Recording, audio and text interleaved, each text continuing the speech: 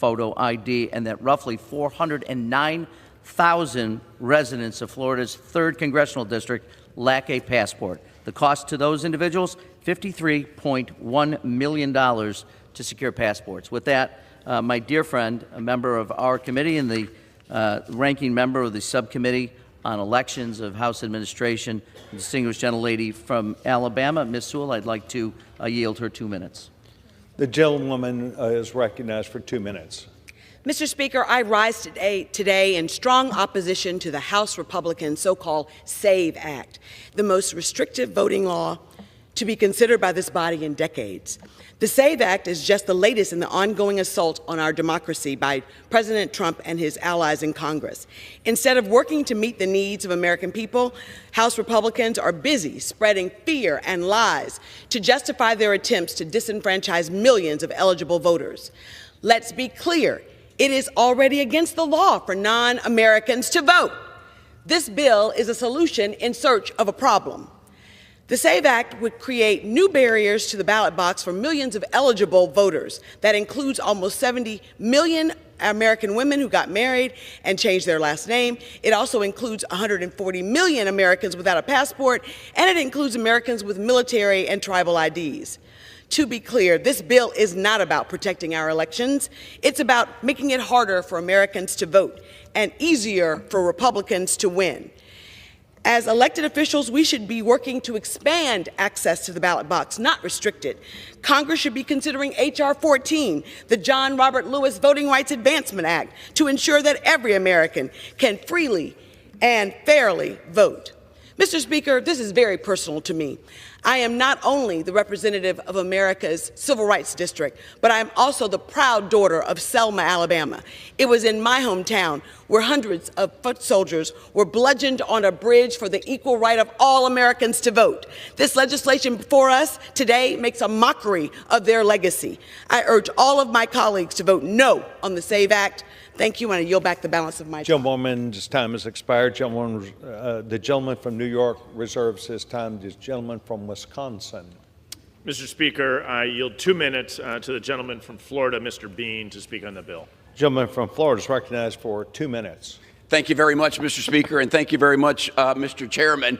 One citizen, one vote. It's the pillar of our democracy. And, Mr. Speaker, you would think that of all the issues that we debate on this hallowed floor, this is the one. This is the one that brings everybody together. The pillar of our democracy, one citizen, one vote.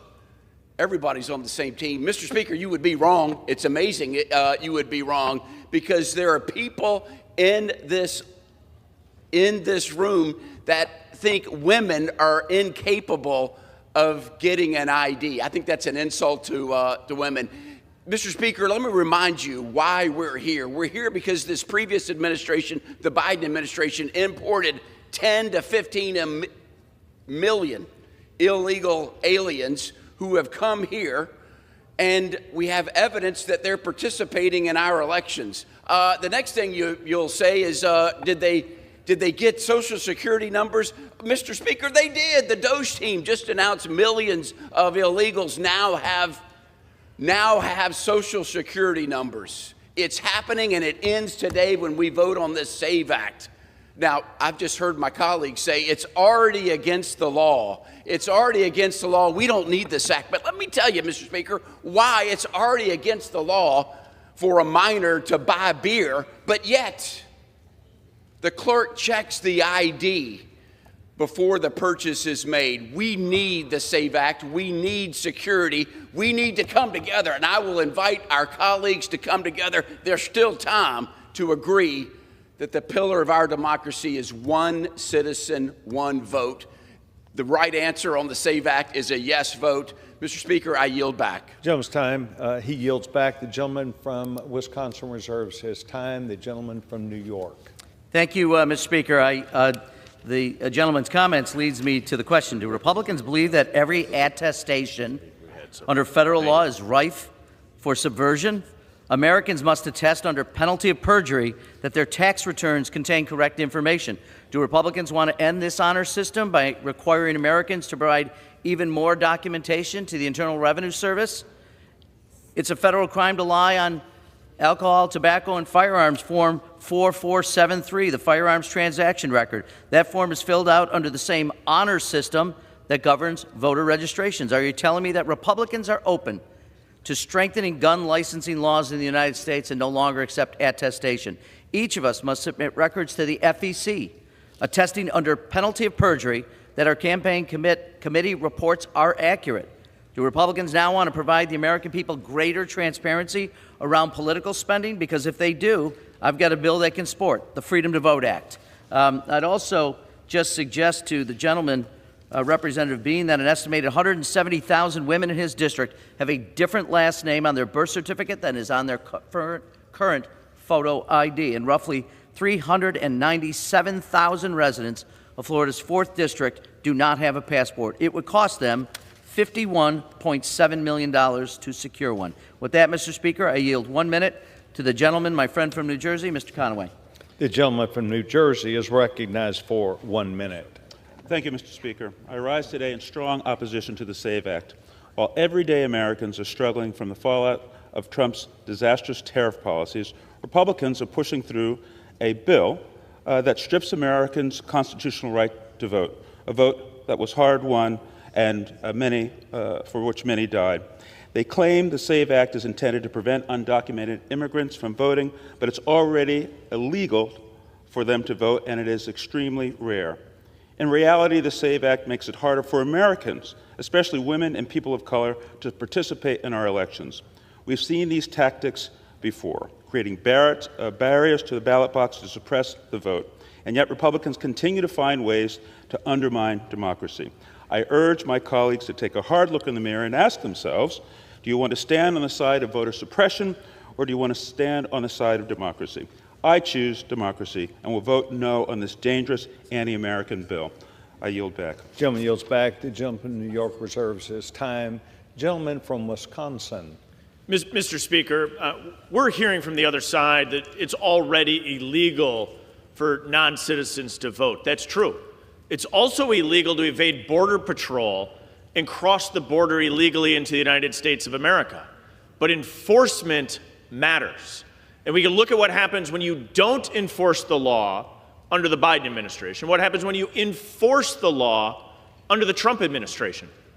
I think back about when I went home to my hometown in Janesville, Wisconsin the other day, and I went to buy a 6-pack of beer. I walked in, and the gentlewoman at the desk said, "Brian, good to see you." Went back, grabbed a 6-pack of beer, came up. She said, "Brian, I need to see your ID." Pulled out my ID and handed it to her. She reviewed it. She allowed me to purchase a 6-pack of beer.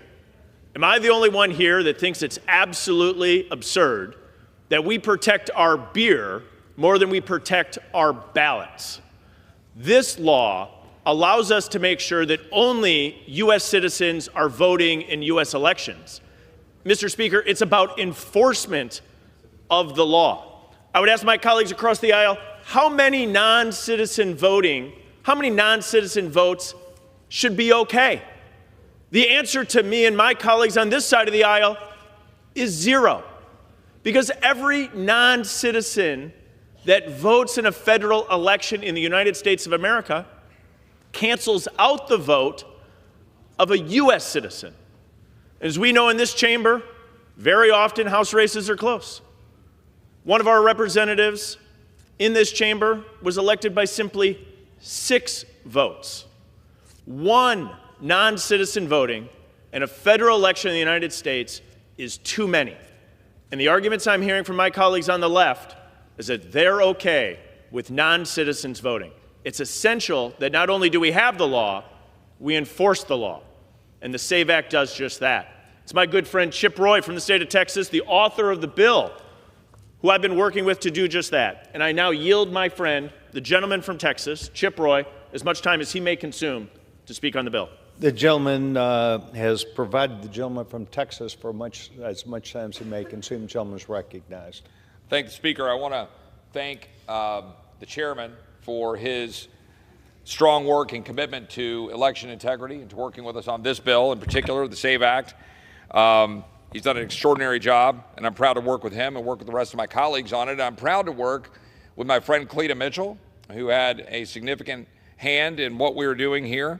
I'm quite certain that she is pretty well aware of protecting the right of females to be able to vote, along with my friends Stephanie Bice and Mary Miller and Laurel Lee, and Lauren Boebert, and Kat Kamak, all of whom came down to the floor in full support of this legislation, because they know the truth.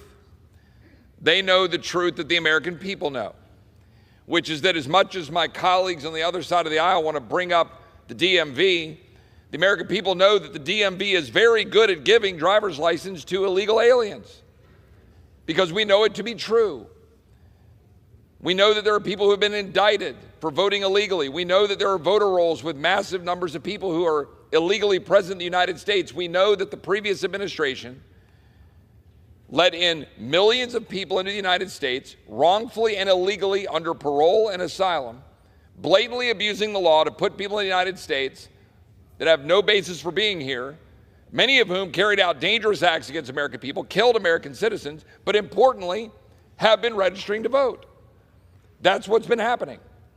So what we understand is the American people have spoken very clearly that they believe only American citizens should vote in American elections.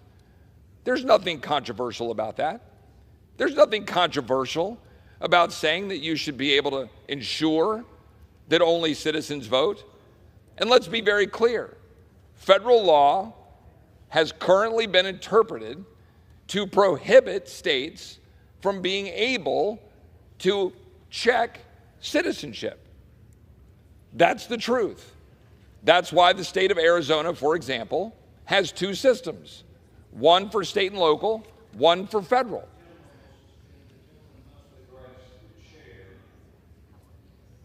When he speaks, the gentleman's continued to The good people of Arizona have two systems in place. They check for citizenship for state and local elections, and they're unable to check for citizenship in federal elections. The point of this bill is to ensure that we guarantee only citizens vote by allowing those states to be able to check, by having systems, federal systems, be open to the states to be able to check, and to require proof of citizenship when you register. There's nothing complex about that. There's nothing more sacred under the Constitution than ensuring that the people are able to have the voice in the election of the people that represent them in Washington and throughout the country. Once that is undermined, then people lose faith in the very institutions upon which this is built. This legislation is designed to restore that faith, to save our elections, to save election integrity. I'm proud to have worked on this bill with my friend, the chairman, with my colleagues on this side of the aisle. And I would note that 5 of my Democrat colleagues joined us last summer to vote for this bill. Hardly a partisan exercise. Hardly a partisan exercise to say that we should protect the elections of the American people. So I urge my colleagues to support this bill, to restore confidence and faith in our elections, to take a step forward in ensuring that people know that citizens will be in control of this republic as the founders intended. And I yield back. Gentleman yields back his time. I reserve. Gentleman from Wisconsin reserves his time. Gentleman from New York. Yes, thank you, Mr. Speaker. I have a inquiry on time. The gentleman from New York has 7 minutes remaining. Very good. Thank you, Mr. Speaker. I would like now to yield 1 minute to the gentleman from Alabama, my friend, Mr. Figures. The distinguished gentleman from Alabama is recognized for 1 minute.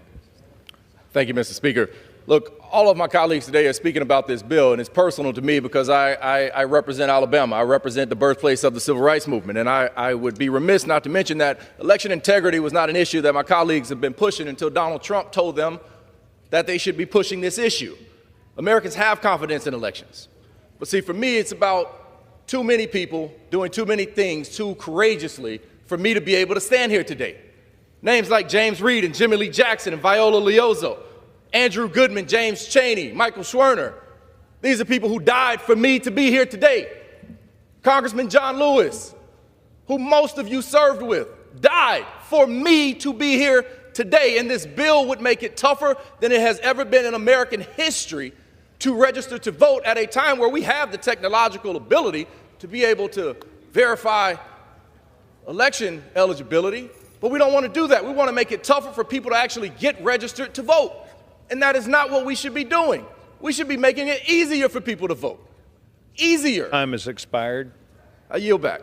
The gentleman yields back. The gentleman from New York reserves his time. Gentleman from Wisconsin. Mr. Speaker, can I inquire the time remaining? The gentleman has 3.5 minutes. Thank you very much, Mr. Speaker. I yield 1 minute to my friend and colleague, the representative from California, Mr. Kiley, to speak. The gentleman's recognized for 1 minute. Mr. Speaker, I rise today as a co-sponsor of the SAVE Act to advance the radical proposition that only American citizens should vote in American elections. Now, of course, this isn't radical at all. It is common sense. I think the vast majority of Americans would be shocked to learn that it elicits any opposition at all. In many states in this country, foremost my own state of California, the administration of our elections is completely out of touch with the rest of the developed world, falling well short of the standards that ought to exist in a modern democratic society. This measure, requiring proof of citizenship in order to vote, is a needed corrective. I believe in my state it will complement other initiatives that we are advancing now to require voter ID and to have a timely vote counting process in order to restore public confidence in our election process. What is at stake is not only election integrity and election security, but democratic legitimacy, ensuring that our people have the ability to express themselves fully and our own identity as a state and a country through the democratic process. I urge passage of this on a bipartisan basis, Gentleman's time and I has yield expired. back. I reserve. Gentleman from Wisconsin reserves his time. Gentleman from New York. Thank you, Mr. Speaker. I'd like to yield 1 minute to the gentle lady from California, Ms. Friedman. Gentlewoman from New York is recognized for 1 minute. California. California. Thank you. Thank you, Ranking Member Morelli. I rise in strong opposition to the so-called SAVE Act, a bill that is a modern-day poll tax targeting American women and low-income Americans. This bill bans voter ID. It bans using driver's licenses as voter ID unless they're backed by additional proof of citizenship, a requirement that excludes nearly all driver's licenses and real IDs issued today. Now, for women who have changed their names, often through marriage, this means showing a passport or a birth certificate that may not match their legal name. That would have meant that my grandmother, who had long since lost her birth certificate, would have been ineligible to vote under this bill. In California alone, that would include more than 7 million women. Now, this would force those women to pay $130 just to get a passport they need to vote. With nearly a third of Californians lacking passports, this bill would cost them more than $1.25 billion statewide. If you have to pay to vote, that's called a poll tax, plain and simple. It is also unnecessary red tape for people just trying to cast a ballot. This is a bill in search of a problem. We have enough trouble getting American citizens to vote. The gentleman's time has expired. The Yes, gentleman reserves his time. Does the gentleman seek to reserve your time? I reserve my time, Mr. Speaker. The gentleman reserves his time. The gentleman from Wisconsin. Mr. Speaker, I reserve. The gentleman will reserve his time pending his, I believe, close. The gentleman's given that right. The gentleman from New York. Thank you, Mr. Speaker. I'd like to yield to my dear friend, the gentleman from New York, Mr. Latimer. The gentleman For from 1 New minute. York is recognized. Thank you very much, Mr. Morelli. The American people in my district and in my state have spoken clearly. This bill is voter suppression, pure and simple. It's brought to us under the guise of stopping illegal voting. And when we analyzed voting in Westchester County, 1 million people that I was the county executive of, we found no appreciable illegal voting.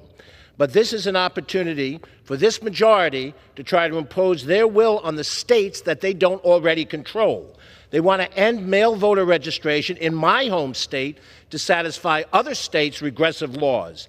They want to require people who have voted legally for years to prove their citizenship if they not only change their name, but if they move. A simple move requires them to drive to a county board of elections and prove that they're an American citizen when they have proven that over the course of 20 years or more of voting. This bill subjects local officials to hefty criminal fines if they register someone outside of these rules. This is an expensive, unfunded mandate in Westchester, in New York City, and in all the other states that are involved. Mr. Speaker, I yield my time back. Thank you, Mr. Morelli. Yields back his time. Gentleman from New York has 4 minutes remaining. The gentleman from Wisconsin has chosen to save his time. Thank you, Mr. Speaker. Gentleman's recognized.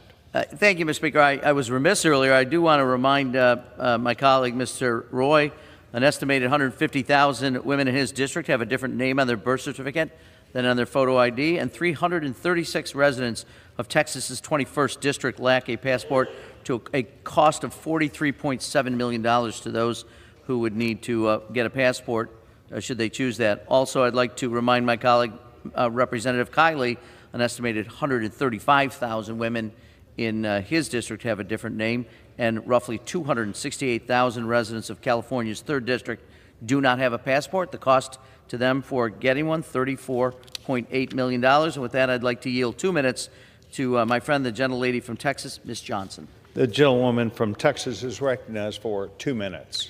Thank you, Mr. Speaker. I rise today in opposition to the Voters' Republican Suppression Act.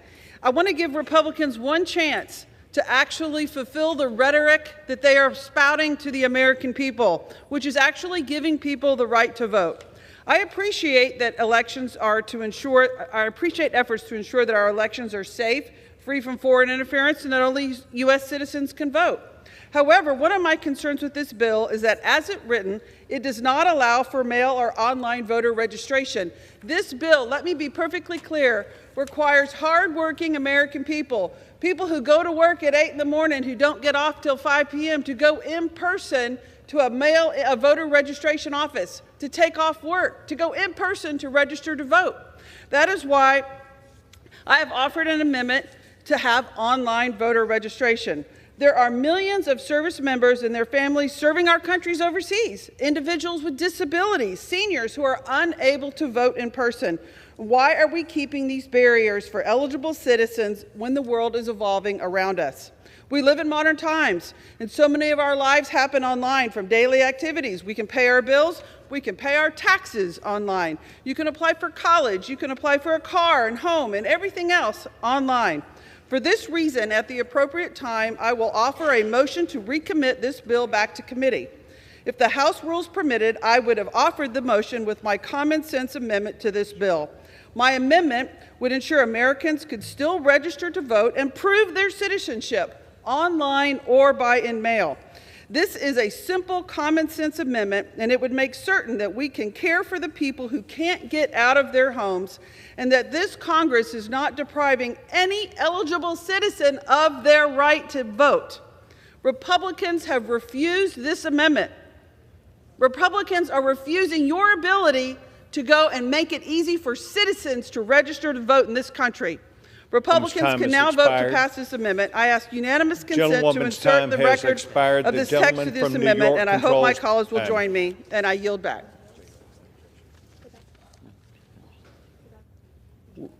Without objection, the gentlewoman yields.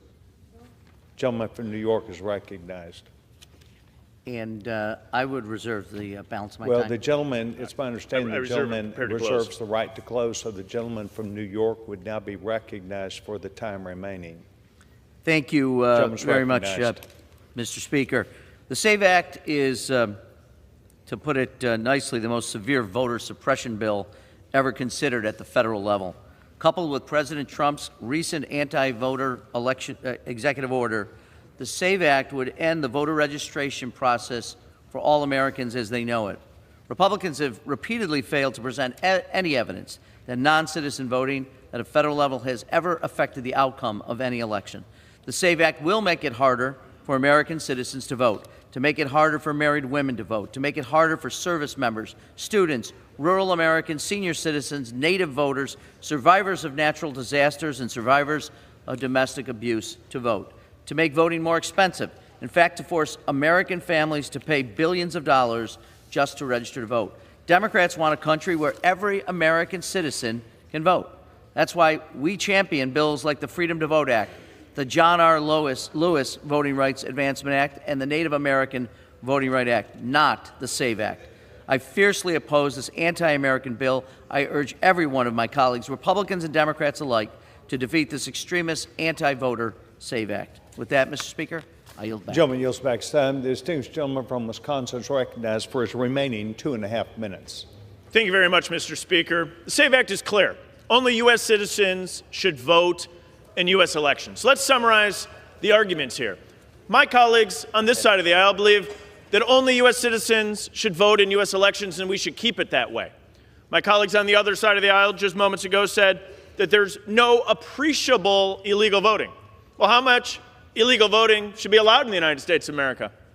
My opinion, no non-citizens should vote in U.S. elections. We can go down and look at the data. Illinois had to remove 600 non-citizens from their voter rolls. Pennsylvania had to remove 10,000 non-citizens from their voter rolls. Georgia, 1,600 non-citizens attempted to register. In our nation's capital, where they allow non-citizens to vote in municipal elections, this past November, 388 non-citizens voted here in our nation's capital municipal elections. You'll hear the argument from my colleagues across the aisle that it's already illegal to vote if you're a non-citizen in a federal election. Well, I'd tell them, as I said earlier, it's already illegal to evade Border Patrol and to come into this country. But Joe Biden was happy to not enforce the law. Millions of illegal immigrants have come into the United States of America. And the National Voter Registration Act is drafted by this body. If you broke it, you got to fix it. We got to fix the voting laws. The National Voter Registration Act requires states to give voter registration materials when an individual comes to get a driver's license. So in states that give driver's license to illegal aliens, like the state of Illinois, just to the south of my home state of Wisconsin, they're handed voter registration materials. Mr. Speaker, I view that as insane. We should be making sure that only U.S. citizens are voting in U.S. elections. You'll hear arguments about it's burdensome. Mr. Speaker, I think it's absurd that we're protecting beer more than we're protecting ballots. You have to show a photo ID when you go in to buy a six-pack of beer. You should have to go in and show that you're a U.S. citizen when you register to vote. It's just that simple. And I remind my colleagues that we had this debate in this chamber last Congress. 5 Democrats joined us in voting for this bill. Well, in a few moments, we'll be voting, Mr. Speaker. It'll be darn interesting to see how many Democrats have the courage to come across the line and say, yes, only U.S. citizens should vote in U.S. elections. My colleagues should support this bill, and I yield back. All time for debate has expired.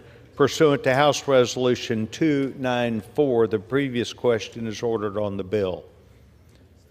The questions on the engrossment and third reading of the bill. Those in favor say aye. Those opposed, no. The ayes have it. Third reading. A bill to amend the National Voter Registration Act of 1993 to require proof of United States citizenship to register an individual to vote in elections for federal office and for other purposes. For what purpose does the gentlewoman from Texas seek recognition? Mr. Speaker, I have a motion to recommit at the desk. The clerk will report the motion. Ms. Johnson of Texas moves to recommit the bill H.R. 22 to the Committee on House Administration. Pursuant to Clause 2B of Rule 19, the previous question is ordered on the motion to recommit. The question is on the motion. All those in favor shall say aye. Those opposed, no. No. The noes have it. The motion is not agreed to. Mr. Speaker, I ask for the yeas and nays. The yeas and nays are requested. Those favoring a vote by the yeas and nays will rise. A sufficient number having risen, the yeas and nays are ordered. Pursuant to Clause 8 of Rule 20, further proceedings on this question will be postponed.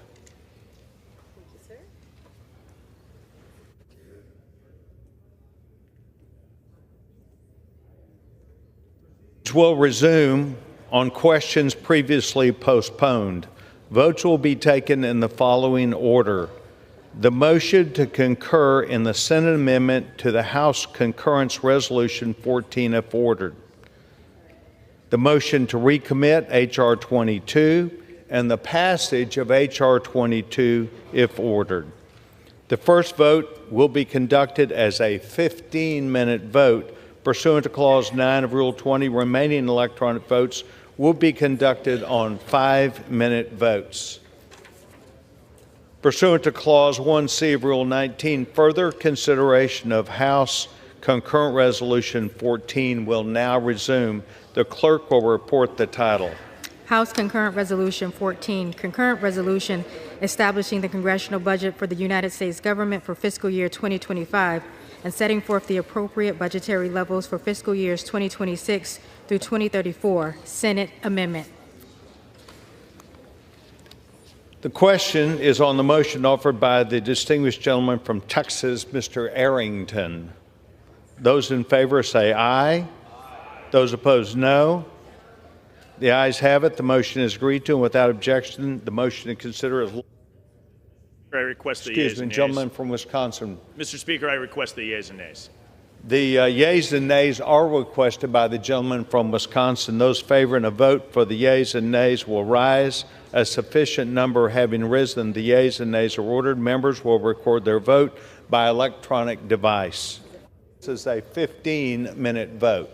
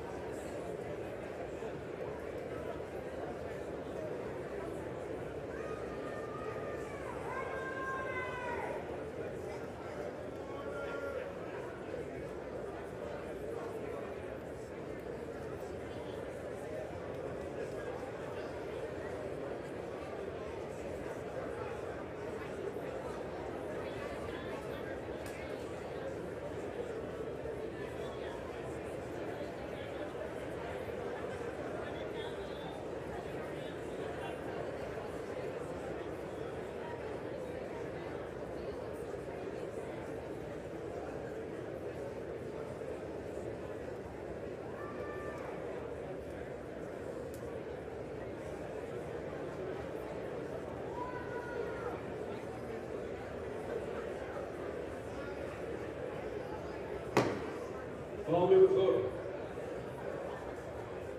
Does any member wish to change their vote?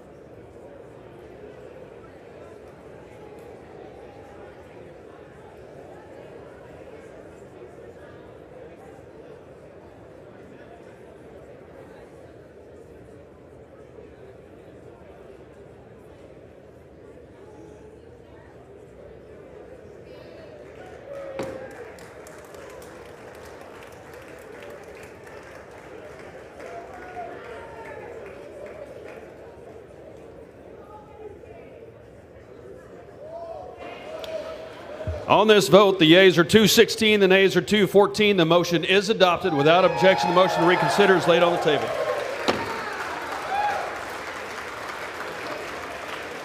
Pursuant to Clause 8 of Rule 20, the unfinished business is a question on agreeing to the motion to recommit on H.R. 22, offered by the gentlewoman from Texas, Ms. Johnson, on which the yeas and nays were ordered. The clerk will redesignate the motion. Motion to recommit H.R. 22, offered by Ms. Johnson of Texas. Question is on the agreeing to the motion to recommit. Members will record their votes by electronic device. This will be a 5-minute vote.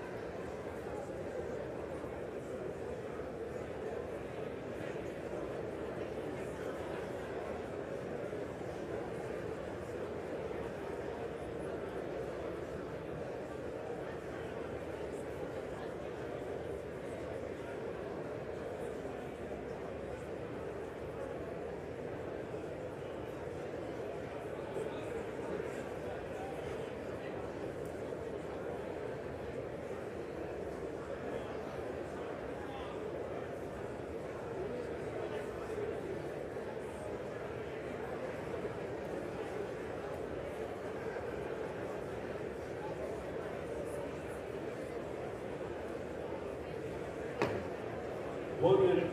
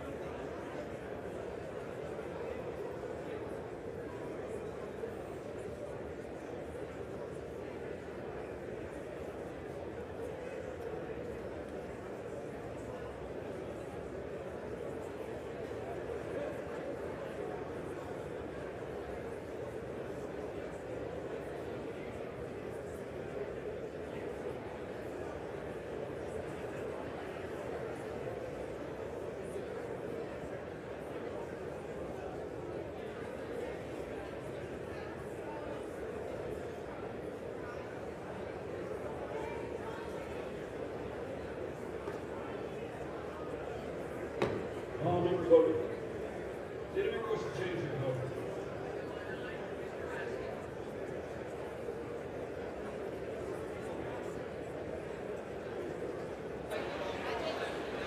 On this vote, the yeas are 211, the nays are 215. The motion is not adopted. Question is on passage of the bill. Those in favor say aye.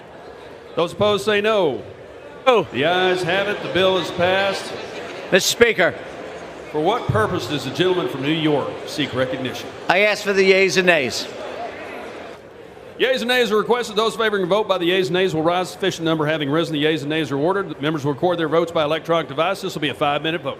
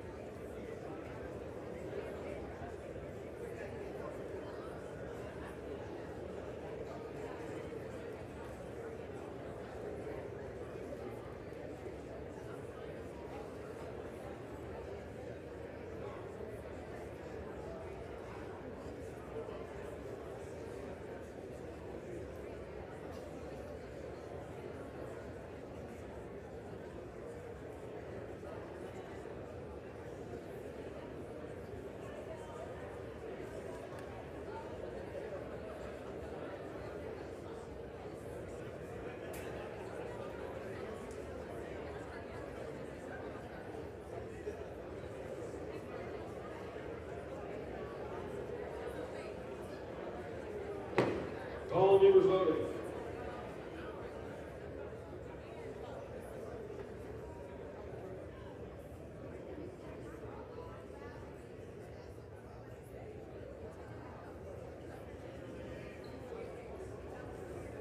Does any member wish to change their vote?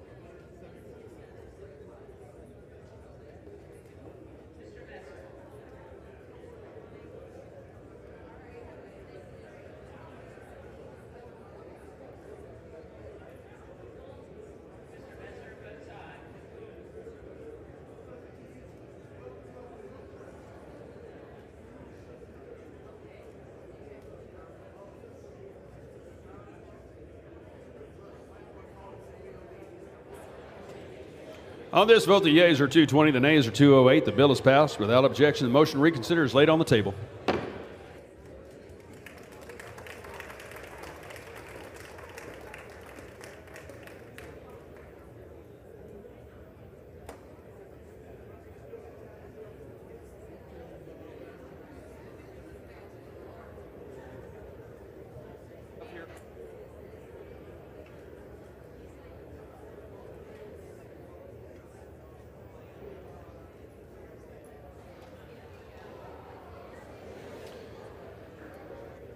Chair will remind all persons in the gallery they are here as guests of the House and that any manifestation of approval or disapproval of proceedings is in violation of the rules of the House.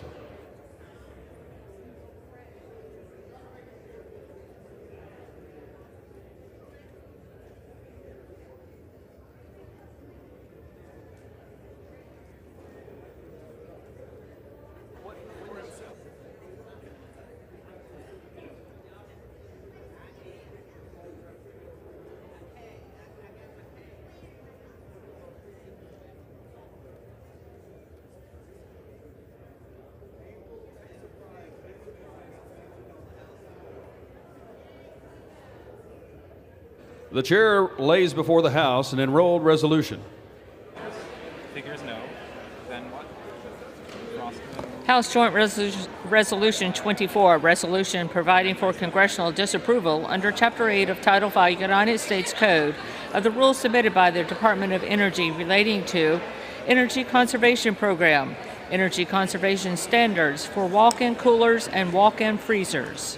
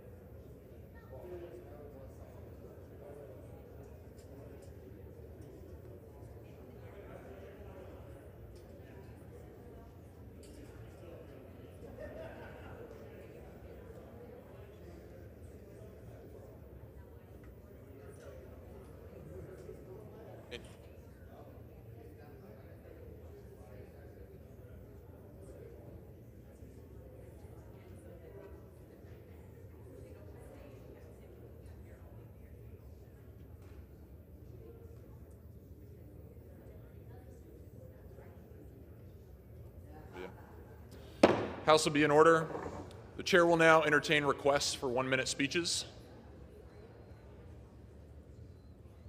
For what purpose does the gentleman from New York seek recognition? I ask unanimous consent to address the House for 1 minute and to revise and extend my remarks. Without objection, the gentleman is recognized for 1 minute. Mr. Speaker, I rise today to honor a remarkable constituent and community leader, Alan Seaback, Sr. of Tappan, New York.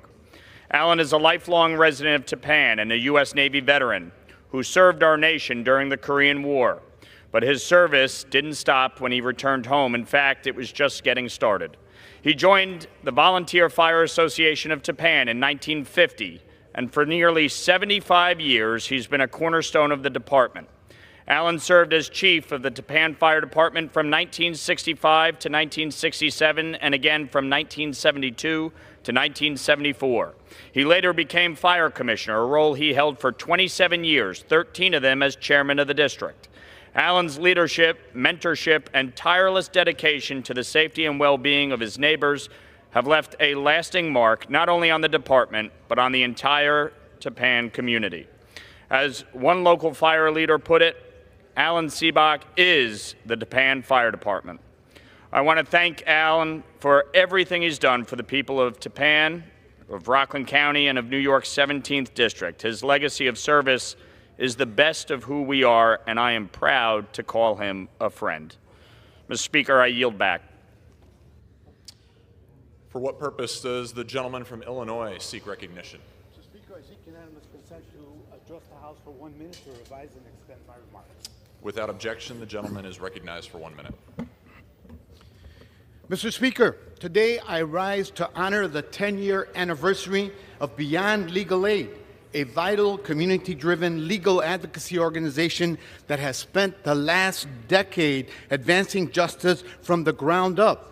They've successfully built a grassroots network of lawyers and advocates to address critical legal needs to close the equity gap in justice. Their work is grounded in fundamental truth that an injustice to one member of our community is an injustice to all of us. Beyond Legal Aid places impacted communities at the center of their advocacy, reshaping what legal support can and should look like.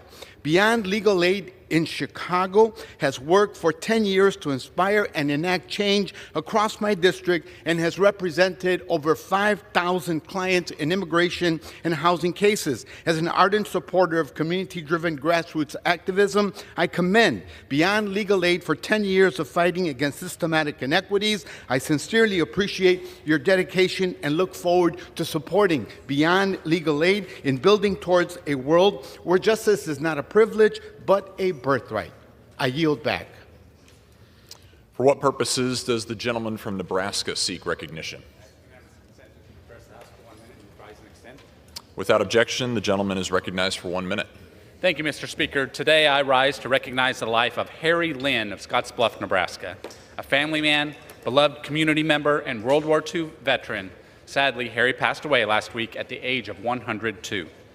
Despite the initial draft deferment due to significant visual impairment, Harry enlisted in the U.S. Army, where he became recognized as one of the Army's top 3 Morse code operators.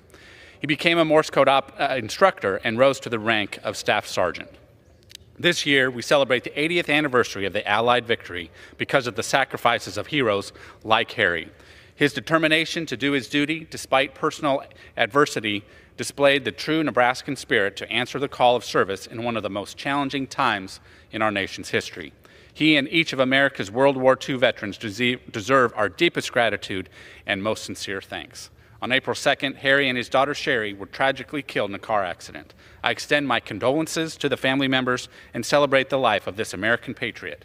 Harry's memory and example of service will live on in our hearts. Thank you. I yield back. For what purposes does the gentlewoman from Florida seek recognition? Speaker, I ask unanimous consent to address the House for 1 minute and revise and extend my remarks. Without objection, the gentlewoman is recognized for 1 minute. Thank you, Mr. Speaker. I rise to celebrate my Florida Gators, the University of Florida men's basketball team, for winning the 2025 National Championship. It's their third title and the first since back-to-back Gator wins in 2007. In a heart-stopping final, mostly my heart, they erased a 12-point second-half deficit to defeat the amazing Houston Cougars 65-63. Under Coach Golden, they showed the resilience, discipline, and heart that epitomizes Gator athletics. Walter Clayton Jr., the tournament MVP, led that charge, proving time and again that he and his teammates rise to the occasion when it matters most. But this championship is more than just a trophy. It's a symbol of UF's excellence, both on and off the court. It reflects the strength of our state's public universities and the pride we all share as Floridians. The Gator Nation is still humming, and as a proud alum, along with my dad, brother, husband, and all three of my kids, let me just say it's great to be a Florida Gator. So congratulations to all the players and coaches and all the students and alumni who cheered them on. Our Gator boys stayed hot and brought a title home. Go Gators! I yield back. For what purposes does the gentleman from North Carolina seek recognition? Request unanimous consent to address the House for 1 minute. Without objection, the gentleman is recognized for 1 minute. In America, you can't drive a car, board a plane, buy fireworks without an ID proving you are who you say you are. So white folks are allowed to vote to decide the future of this country without proving that they are a citizen first. Mr. Speaker, I rise today in honor of the House passing the SAVE Act just moments ago. It's common sense that only American citizens should be able to vote in American elections. Congressman Chip Roy's SAVE Act will close election loopholes by ensuring that every state requires voters to provide proof of citizenship before registering to vote. When non-citizens go to the ballot box, the electoral system is compromised and American votes are diluted. The American people have the right to determine the future of our country, and we refuse to be disenfranchised by illegal votes. I was proud to support the SAVE Act when it passed the House today. And Mr. Speaker, I yield back my time. For what purposes does the gentleman from North Carolina seek recognition? Mr. Speaker, I ask for unanimous consent to address the House for 1 minute. Without objection, the gentleman is recognized for 1 minute.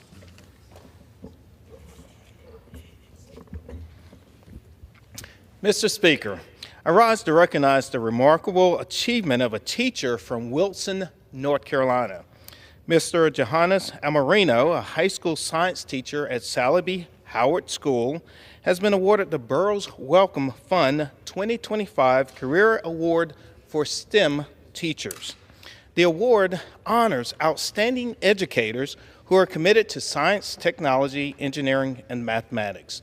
The grant will be used to set up science equipment and living labs in the school's new high school building and provide essential supplies. The award includes $175,000 over 5 years. STEM will play a crucial role in the future of education, and Mr. Marino is proving that North Carolina is leading the way. Congratulations to Sally B. Howard School. Mr. Speaker, I yield back. For what purposes does the gentleman from Mississippi seek recognition?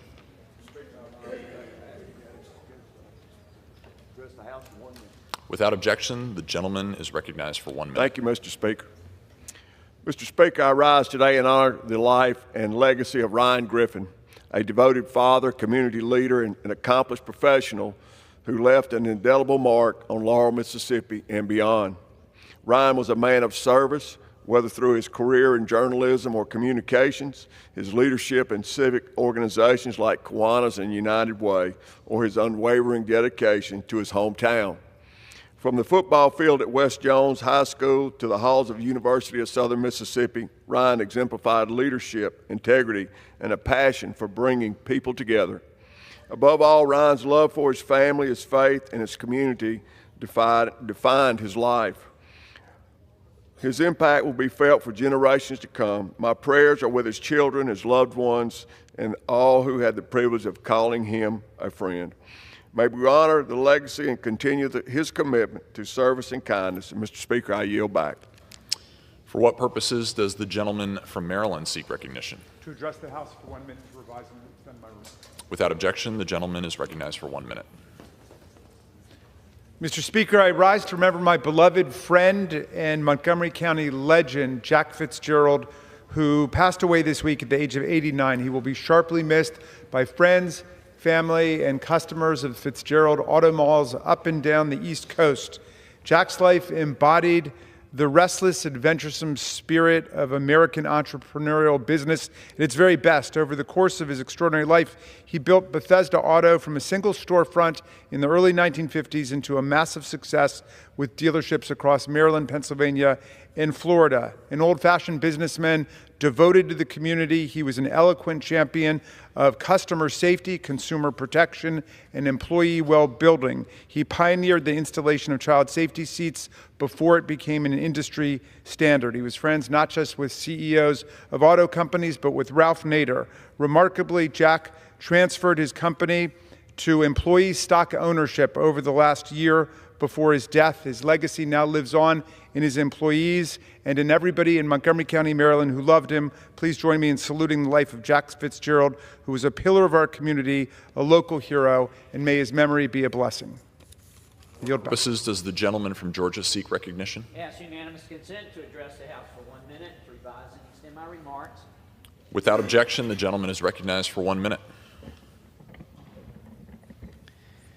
Mr. Speaker, I rise today to congratulate Lori Frazier Bearden, a resident of Savannah, Georgia, who will serve as the Deputy Assistant Secretary for the Employment and Training Administration, ETA, at the United States Department of Labor.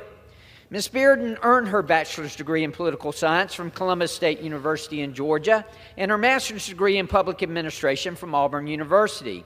In this role, Ms. Bearden will assist Labor Secretary Lori Chavez DeRemer in executing President Donald Trump's mission of prioritizing American workers, veterans, and retirees. She will work to advance the ETA's mission of contributing to the more efficient functioning of the U.S. labor market by providing high-quality job training, employment, labor market information, and income maintenance services, primarily through state and local workforce development programs. Ms. Bearden's dedication to public service and expertise in navigating complex policy landscapes make her an asset to the Trump administration. Ms. Bearden, congratulations on this exciting achievement. We all look forward to watching you succeed and wish you the best in your new role. Thank you, Mr. Speaker, and I yield back. For what purpose does the gentlewoman from Ohio seek recognition? I ask unanimous consent to address the House for 1 minute and to revise and extend my remarks. Without objection, the gentlewoman is recognized for 1 minute. Thank you, Mr. Speaker. I rise today to honor U.S. Coast Guard Admiral Linda Fagan, a trailblazer. Her decades of service have strengthened our nation and brought pride to the people of Ohio.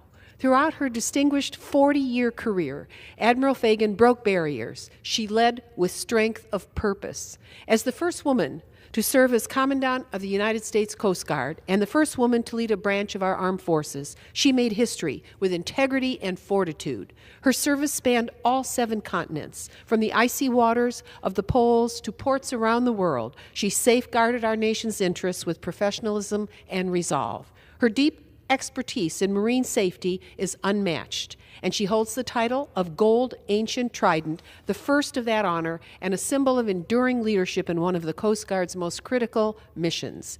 Yet, patriots must acknowledge with concern the abrupt dismissal of Admiral Fagan just 1 day after a presidential inauguration with only 3 hours' notice.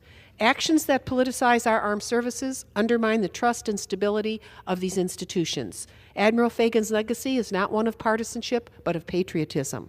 Let us honor and thank her for her service. Our military remains above political winds, guided as she was by our Constitution, principle, high professionalism, and a deep love of country. Thank you, Mr. Speaker, and thank you, Service Admiral. Now we have the watch. For what purpose does the gentleman from Ohio seek recognition?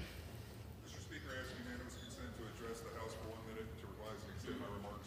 Without objection, the gentleman is recognized for 1 minute. Thank you, Mr. Speaker. I rise today to recognize the Girl Scouts of Western Ohio. These hardworking and dedicated scouts are agents for positive change in their communities and work every day to create a better world. In 2024, 44 senior and ambassador Girl Scouts from the Girl Scouts of Western Ohio earned the prestigious Gold Award. In pursuit of this distinction, each Scout identified a specific issue close to their hearts and utilized teamwork and collaboration to effect positive change in their community, leaving a lasting impact. Carolyn Koch, a graduate of Blanchester High School, created a Build Community Through Theater program to engage youth and help them develop confidence. Promoting drama education in her community, Caroline invested her time and energy in creating a middle school drama camp free of charge for 5th to 8th grade students in the Blanchester local school district. The Girl Scout promise reads, "On my honor, I will try to serve God and my country, to help people at all times, and to live by the Girl Scout law." Carolyn and each of the other recipients of the Girl Scout Gold Award are the embodiment of this promise. I would also like to recognize the parents and Scout leaders who supported each Girl Scout on their path to this milestone. Your support made all the difference. Congratulations, Girl Scouts, especially Carolyn. Your investment in our community is appreciated, and Ohio can't wait to see what's in store for you next. Thank you, Mr. Speaker, and I yield back.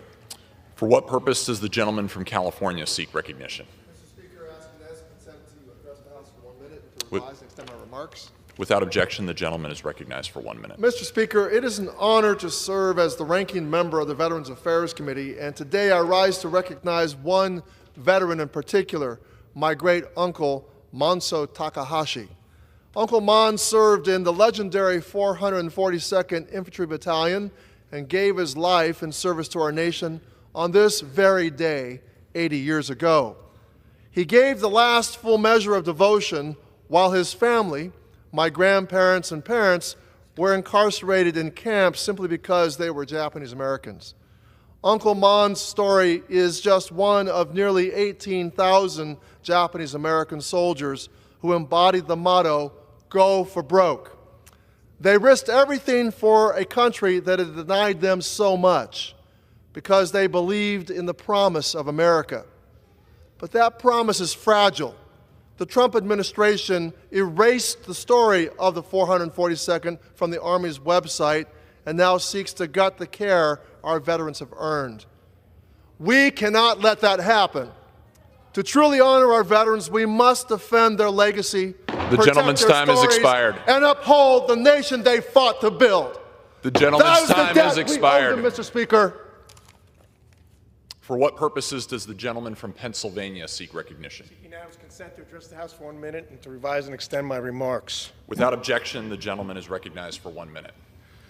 Mr. Speaker, this morning, all 216 of my GOP colleagues, along with just 4 out of 212 Democrats, passed the SAVE Act, which is a bill that mandates proof of citizenship for those registering to vote.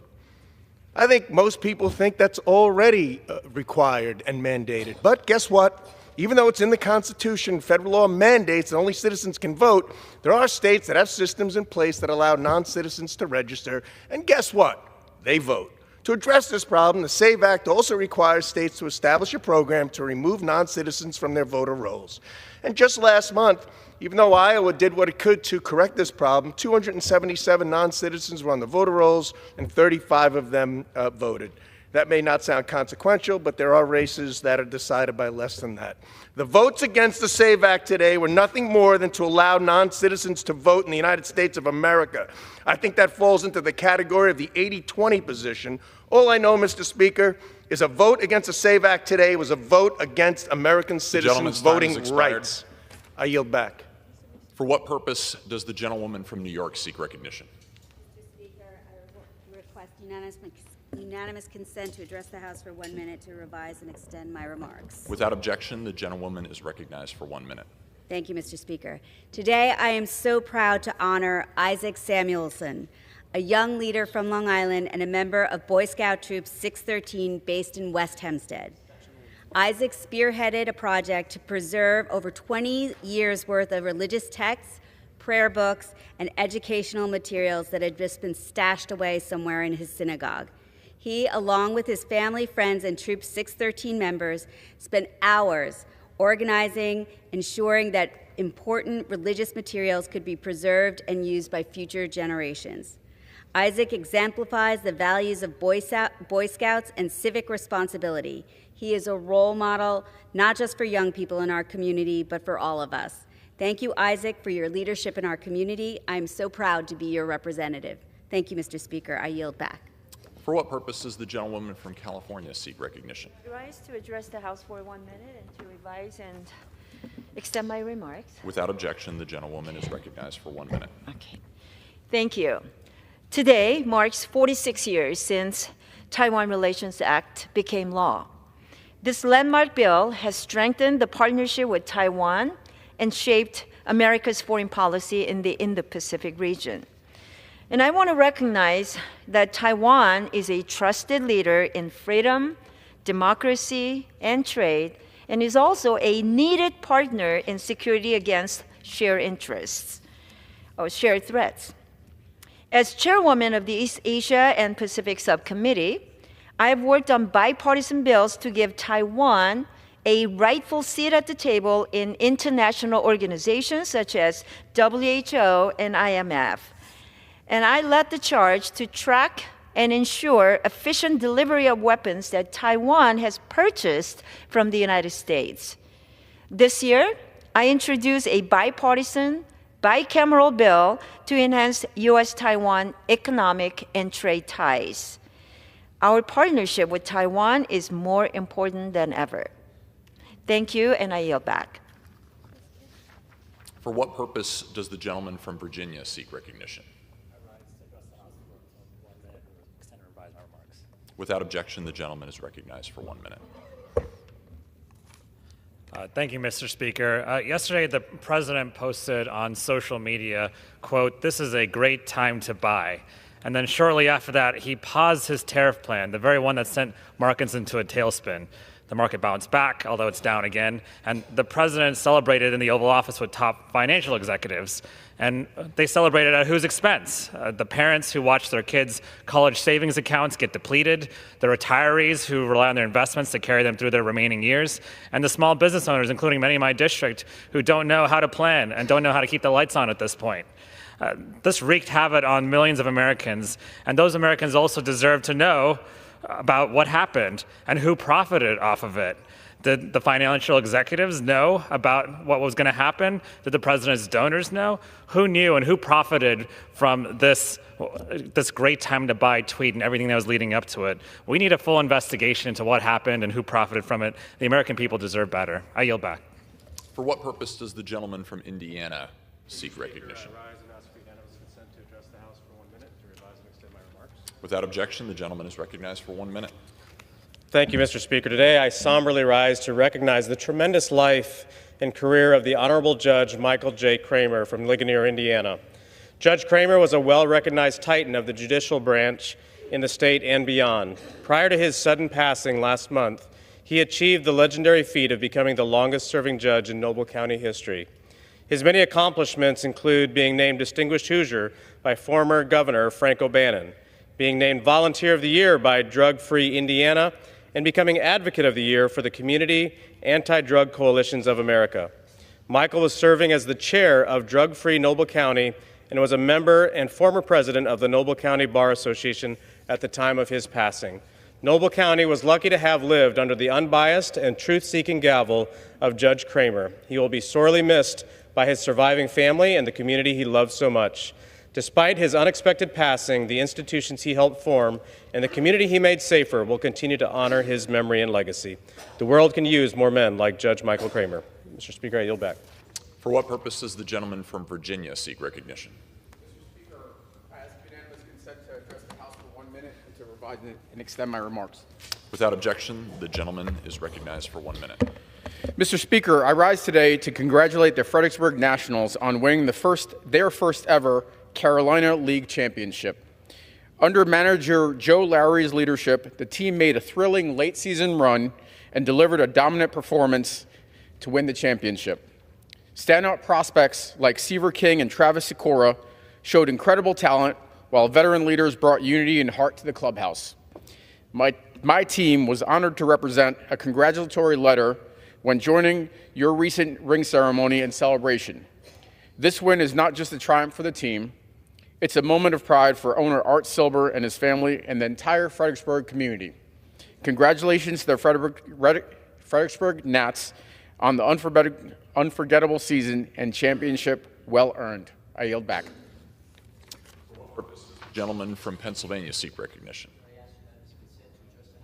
minute and to revise and extend my remarks. Without objection, the gentleman is recognized for 1 minute. Mr. Speaker, I rise today with a heavy heart to honor the lives of Christopher Camp and his beloved sons, David and Thomas, of Bristol Borough, Bucks County, Pennsylvania. A father and 2 sons bound by an unshakable love and now mourned in the wake of an unfathomable tragedy. Mr. Speaker, Chris Camp was a man who chose compassion not as an occasional act, but as a daily calling across every corner of our community. He was known not only for what he did, but for how he did it. With an unwavering commitment to lifting up those most in need, he was, in every sense of the word, a guardian of the vulnerable. To the homeless, to those struggling with mental health challenges, Chris was a lifeline. He met people in their lowest moments and helped them chart a path back to hope and dignity. And even in his final moments, as Thomas struggled, Chris and his son David did what they have always done. They responded with love. And in their courageous attempt to save him, they gave their own lives, a sacrifice that speaks to the very core of who they are as human beings. Mr. Speaker, the magnitude of this loss has reverberated throughout Bristol Borough and our entire Bucks County community and far beyond. May we remember Chris for how he lived with open hands, an open heart, and a tireless devotion to the forgotten and to the unseen. Today, Mr. Speaker, let us lift up the Camp family in our prayers and let us commit to carrying forward Chris's legacy, to serve with compassion, to love without condition, and to never turn away from those who need us most. Mr. Speaker, I yield back. For what purpose does the gentleman from California seek recognition?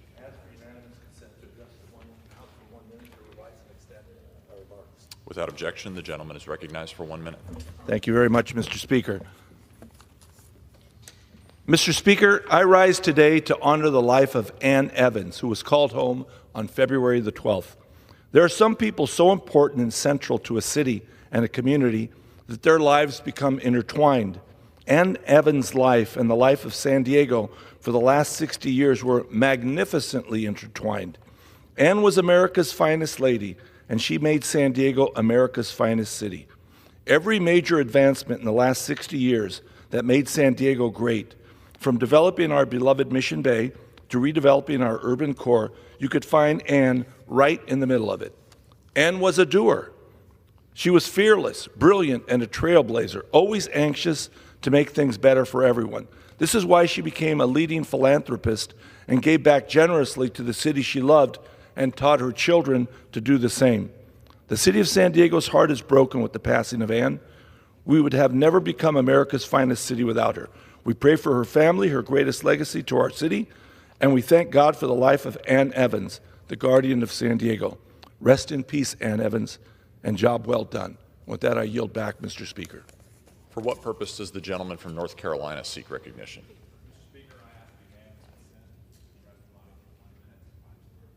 Without objection, the gentleman is recognized for 1 minute. Mr. Speaker, it is my honor today to wish the happiest of birthdays to my dear friend and brother in Christ, Richard Lockamy. I have known Richard for as long as I can remember. With age, the more I admire and respect and appreciate Richard is growing with every day. Briefly, Richard grew up in Benson, North Carolina, the oldest of 4. He attended Shaw University, followed by North Carolina State University, where he received a graduate degree in mathematics. He married Lena Lockamy, with whom he shared 48 wonderful years of marriage before Lena passed into her eternal heavenly home nearly 5 years ago. Richard and Lena had one son, Marcus, who in his own right is now a wonderful man.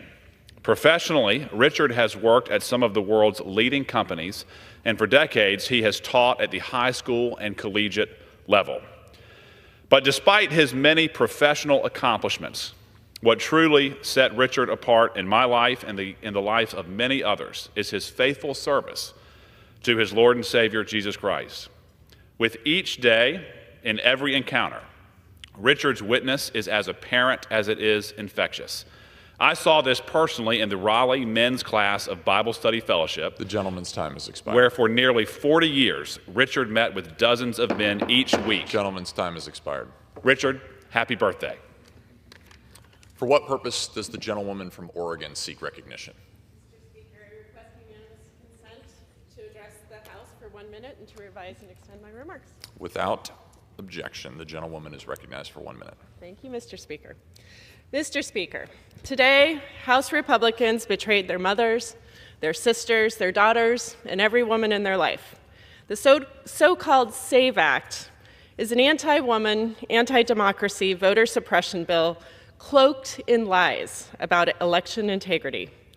With this vote, House Republicans have jeopardized access to the ballot box for nearly 70 million American women. That isn't just a number, it's personal. It's the working mom in Sandy who can't afford to take time off work to go get paperwork. It's the woman in Portland whose name no longer matches her birth certificate and doesn't have $160 for a passport. In the year 2025, I cannot believe I have to come to the House floor to argue for a woman's right to vote. But I will fight this Republican effort to disempower women today and every single day if I need to. As a mother, I will not allow this country to continue to strip our daughters of their rights. We cannot force them to grow up in a world where they have fewer rights than their mothers and grandmothers. I call on my Senate colleagues to show courage and defeat this despicable Expired. Thank you, Mr. Speaker. For what purpose does the gentleman from Wisconsin seek recognition? I'd like to speak for a minute. Without objection, the gentleman is recognized for 1 minute. On committees I was on yesterday, immigration was a topic that was brought up, and it seemed apparent to me that the party on the other side of the aisle didn't understand why we have immigration laws. First of all, it's a complete insult to the over 800,000 people who are sworn in as new citizens in this country annually. Secondly, we have to make sure the next generation of Americans here think like Americans fit in our culture, which means they're law-abiding. Just in general, the idea of having 1 million people come here without breaking the law to come here or say they need asylum when they don't means they're not going to fit in with our culture. But finally, I want to share a word from Mark Ryle, back from my state legislative days of the Carpenters Union. Again and again, he'd come into my office saying that his guys, his union carpenters, were being undercut by people coming here illegally. And he demanded that we crack down on that. Illegal immigration drives down wages of Americans who are already here. The gentleman's we heard time that has expired. yesterday as the Democrats were claiming that gentleman's if time we has kicked out the expired. illegals, we'd have the cost Expired. of things go up, as they will. Thank you. For what purpose does the gentlewoman from Arizona seek recognition? Mr. Speaker, I ask unanimous consent to address the House and revise and extend my remarks. Without objection, the gentlewoman is recognized for 1 minute. Mr. Speaker, I rise in firm opposition to the Republican passage of the so-called SAVE Act, an act of legislative voter suppression that will make it much harder for most people to vote, the cornerstone of our democracy. This bill, which just passed the Republican House, is designed to combat a non-existent problem. Non-citizens are already not allowed to vote under federal law. Instances of fraudulent non-citizen voting are exceedingly rare. You are literally more likely to get struck by lightning than encounter non-citizen voting. To address this made-up problem, Republicans have passed a draconian bill that would make it extremely difficult and costly for service members, married women, and disadvantaged Americans to register to vote.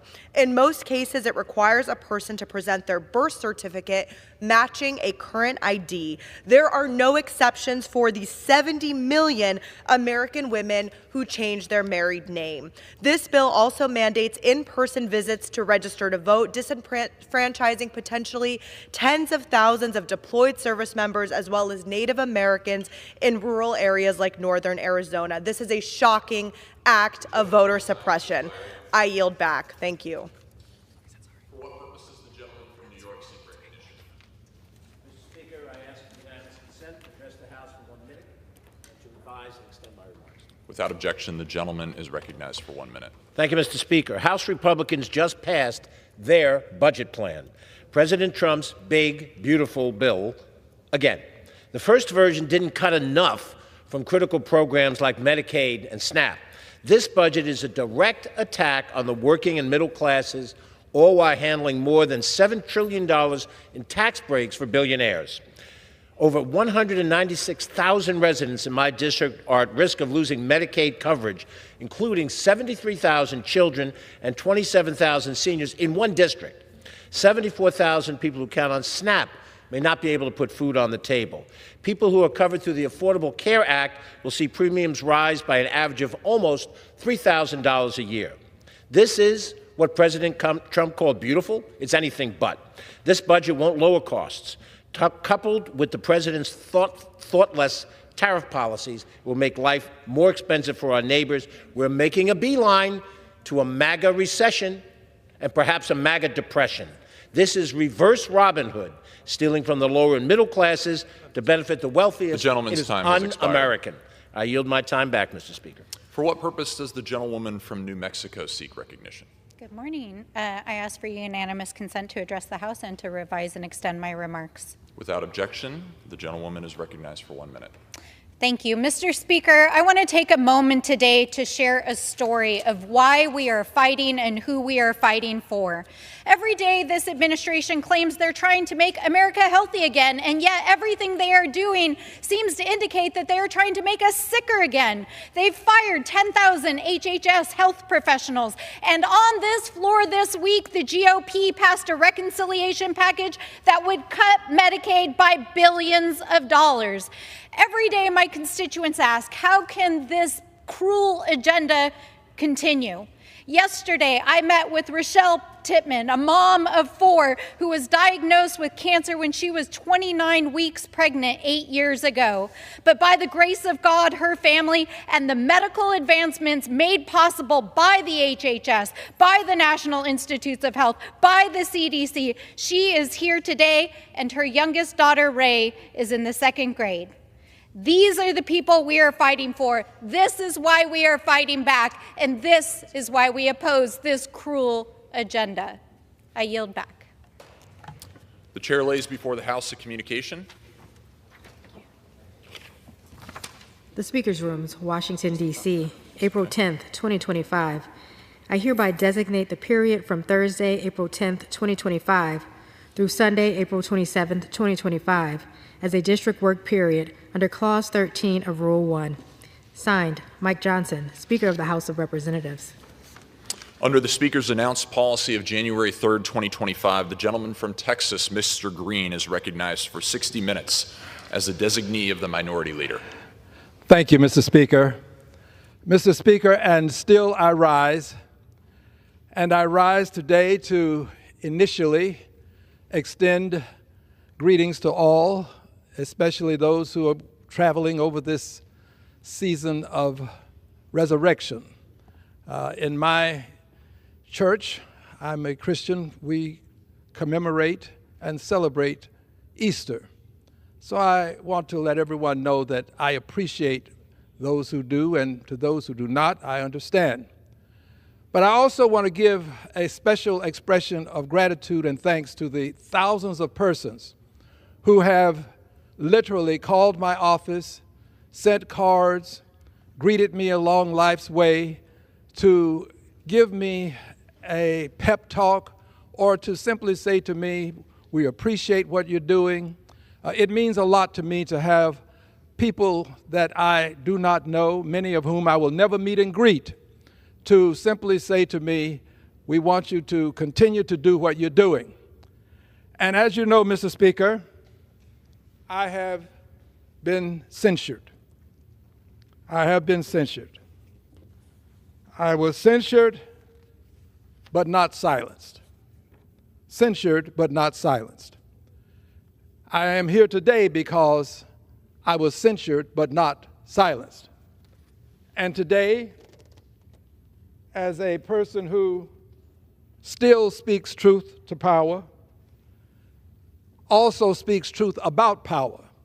Speaking truth to power is not as difficult as it is to speak truth about power. To speak truth to power, you but only have to go to power and say, there is a problem, and you and I can solve it. That's speaking truth to power. But when you speak truth about power, you go to power and say, there is a problem, and you are it. I speak truth about power and to power. And today I'm going to speak truth to power as it relates to the president's tariff. The president's tariff. One has to ponder why the President of the United States of America would put so much emphasis on these tariffs, emphasizing the tariffs for many, many years, I'm told, but put emphasis on the tariffs to the extent that he nearly drove the economy into a ditch. Colloquial way of saying driving the economy into an area wherein it would suffer greatly. The president put a lot of emphasis on this. He was just obsessed with the tariffs. And we have to ask ourselves, why was he obsessed with the tariff? And I'm going to answer these questions, and I'm going to answer this question as it relates to the president's obsession and how it will impact you. It's important for you to understand how this obsession would impact you, how it would impact billionaires, how it would impact your life. I will answer the question, how it will impact you. It's important for me to call to your attention that the president has a book that you are familiar with. It is styled The Art of the Deal. The Art of the Deal. Well, I want to introduce you to the president's Art of the Steal. Art of the Steal. A steal can be an underhanded way of acquiring something. The art of the steal. Here is how it works.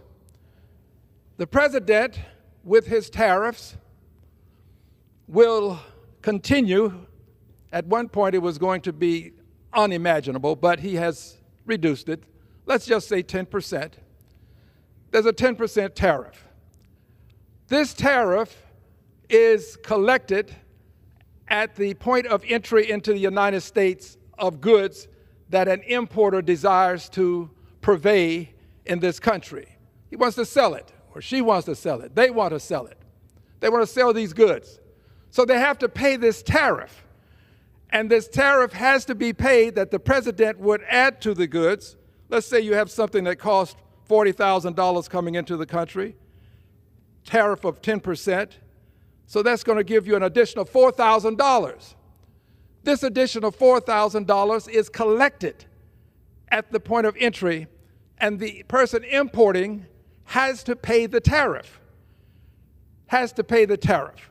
This is the Trump tariff tax at this point. And when that tariff is paid, that money goes into the Treasury of the United States of America. The same place that your tax dollars will go, into the Treasury of the United States of America. Tariff, collected, port of entry, let's say $4,000 on a $40,000 item, if it's a 10% tariff. And when it is collected, it goes again, important to remember, into the Treasury. Now, that person who imports and has this additional tax now to deal with will do what you will see when you buy something and you're in a state that has a sales tax. You'll see that the item costs X amount of dollars. If it's something that costs $40,000 and there's a 10% sales tax, then you'll see that there's a tax on there, sales tax of 10% or $4,000. Well, here is where the stealth comes in. Here's where the art of the steal begins. When the person sells that $40,000 item and has to add that additional $4,000 to it, that person becomes somewhat of a tax collector for the Trump tariff tax steal. That person who purchased this item, brought it into the country, paid $40,000 for it, and then had to pay $4,000 more, making it $44,000, adds that $4,000 to that product when you buy it. That $4,000 is added. The unfortunate thing is it's not done the way a sales tax is done. It's not noted that you are paying it. You pay it because it's a part of buying the product. But there's nothing that will say this is the Trump tariff tax steal. It won't be there. It's a very stealthy way of doing business. Most people don't realize that they're paying this tariff, this tax, this steal, if you will. They do. But we really haven't gotten to the essence of what's important here. That money, that $4,000 that was paid at the point of entry, now collected from you because the person who is selling, purveying, does not want to pay that because they're operating possibly on a thin profit margin. They already have an overhead that they have to consider. So you pay it. Now it goes into the Treasury. And here's where it gets really stealthy. The steal gets stealthy. Because at some point the president is desiring to say, I gave you a tax break. You got a tax break from the president. Well, here is the truth. That tax break that you think you're getting or may get, and the billionaires will get, that's the money that came out of your pocket. The president was desiring to get this huge tariff because that would be more money in the coffer coming out of your pocket so that it could then be some of it. You don't get it back dollar for dollar. You might get some of it back. Some. You may not get any depending on your tax circumstance.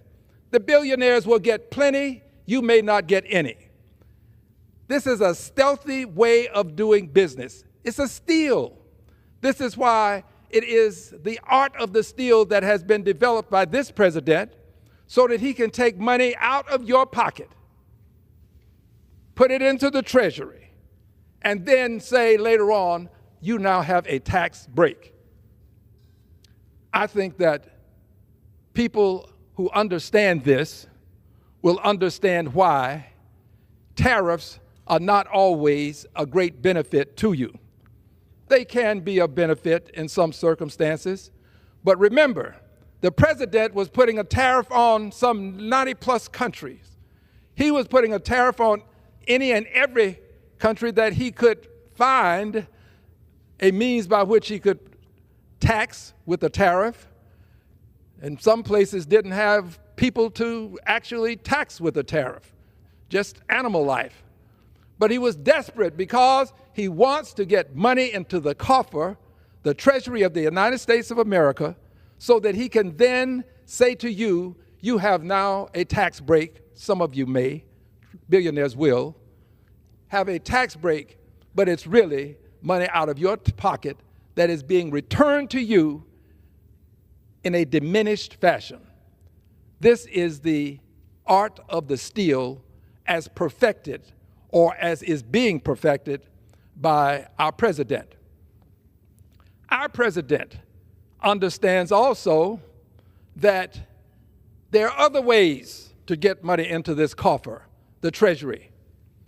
You could get money into the Treasury by simply having Medicare or Medicaid have some cuts into these two programs, these two health care programs. And this can be done because there has been an indication in this House that some $880 billion will be cut or should be cut. I'm going to fight it. Attempt to cut. I'm going to fight it from the committee that has jurisdiction over Medicaid and Medicare. $880 billion. You can't cut $880 billion out of the appropriations that would emanate from that committee without cutting into Medicaid or Medicare. You have to do it. Well, when that is done, that money goes into the Treasury. So now you add the stealth tax, which was a tariff, and you add the money that you're saving now by putting people who need health care in harm's way as it relates to their health care, put that money in. And when I say people who need it, I'm talking about people who have long-term illnesses and they're seniors, they are dual eligible persons, may qualify for Medicaid and Medicare, so they need these long-term hospitalization programs available to them. That can be cut. Talking about children in this country, approximately 40% of all children benefit from Medicaid at some point in their lives. That can be cut. These cuts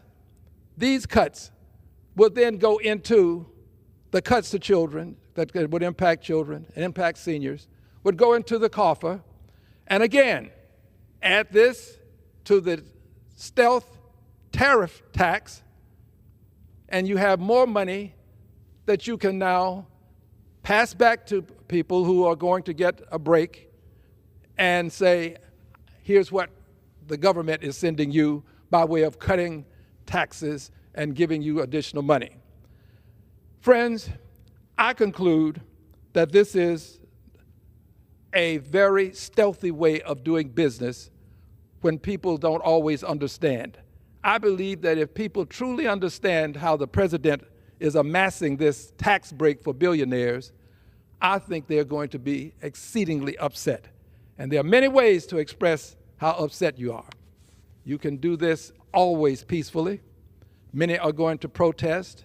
Others will do it at the polls.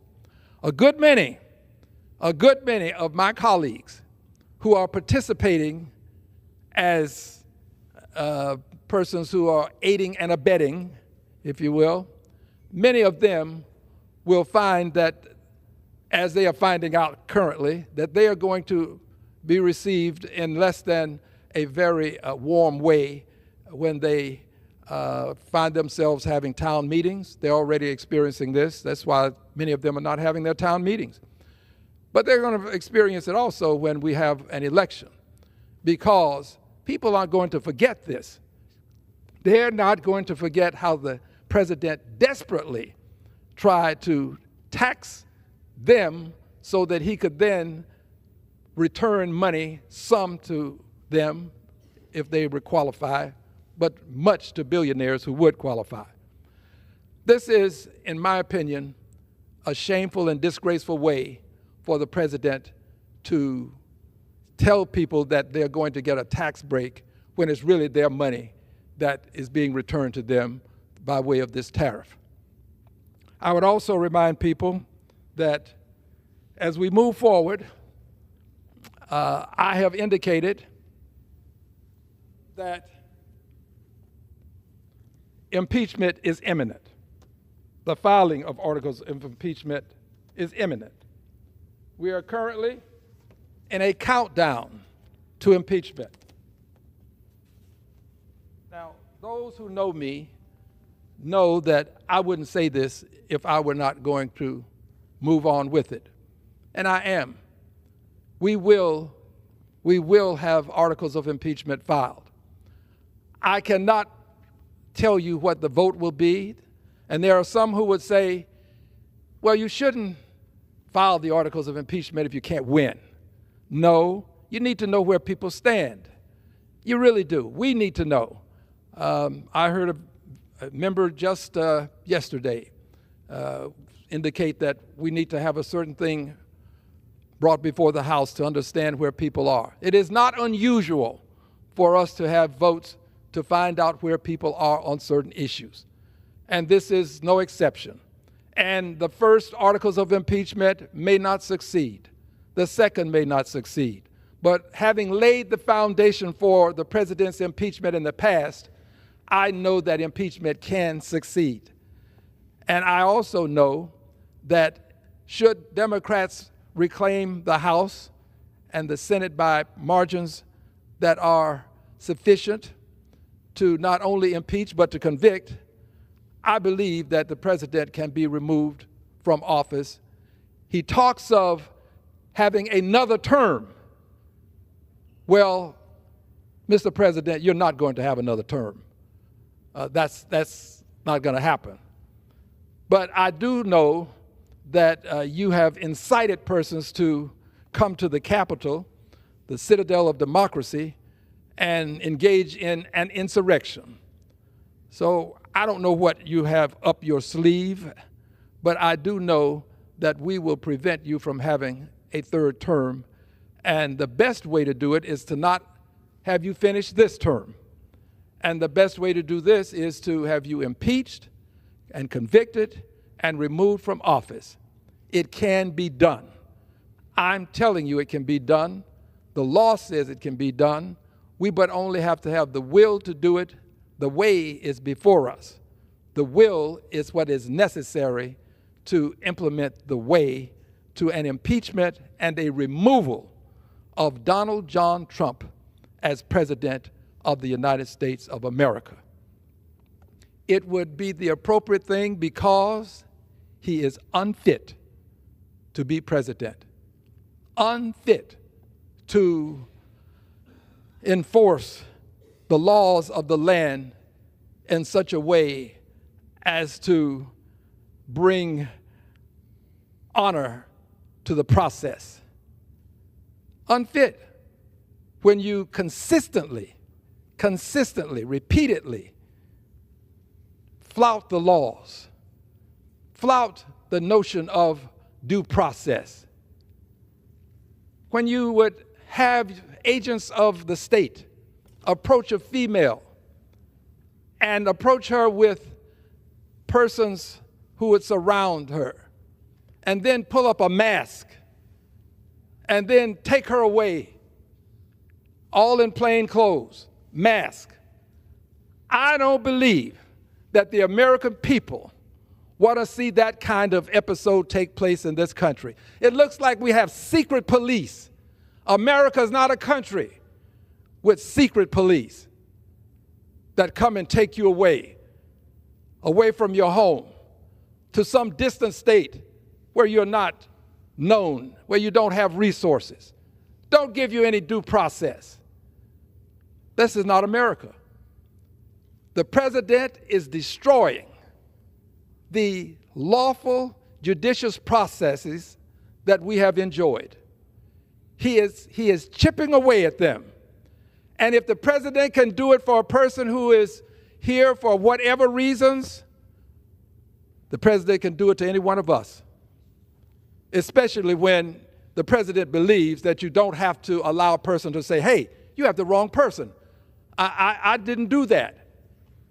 Doesn't matter, because the president believes that he has the sole authority by and through his agents to determine who can stay and who must leave. And unfortunately, someone who should be here is not here as a result of the president's behavior. The president is harmful to the processes that we have enjoyed in this country. He is unfit to be president. He is also unfit because he disrespects the judiciary. When he loses a case, it's always the judge's fault. And what is amazing to me is that I have colleagues who are buying into that it's the judge's fault. Let's impeach the judge because it's the judge's fault. Always the judge. Always the judge. Never his fault. Always the judge. When we start this process of having the person who holds the highest office in the land continually say that judges are not fair when they're dealing with him and things that he would have done, when we allow that, we are now sending a signal to the rest of society that the judges are the reason why we're not succeeding, the reason why we can't have whatever it is that we want and can't acquire, and we have to take it to court. It's always the judges. At some point, people will have a disrespect for the law and the process that will cause others to disrespect the country.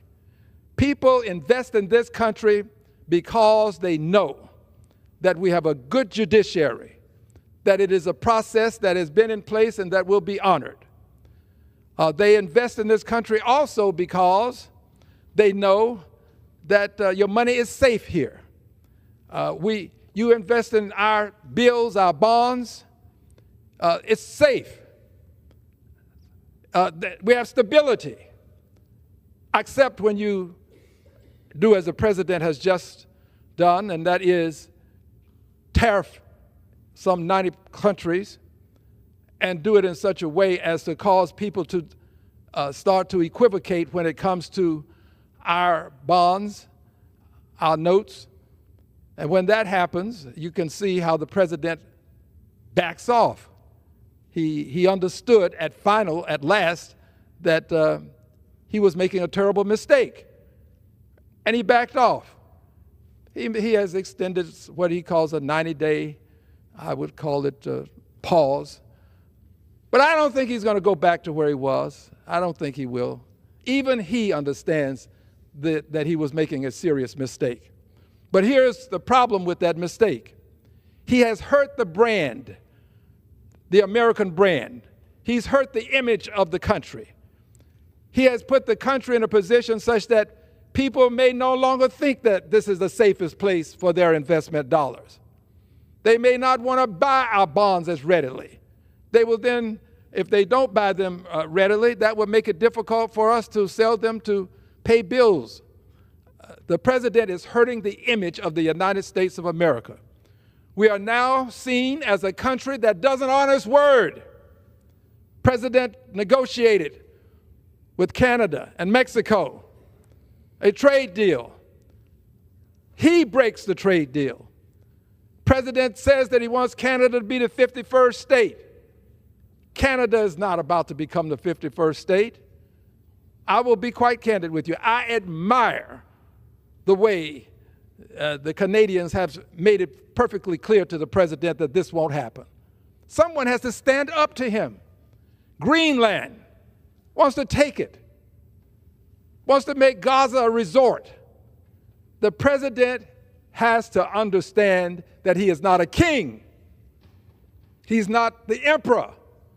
He's not a dictator. He has awesome power, but he doesn't have the power to just go around people and take what he wants. He doesn't have that kind of power, and we can't let him have that kind of power.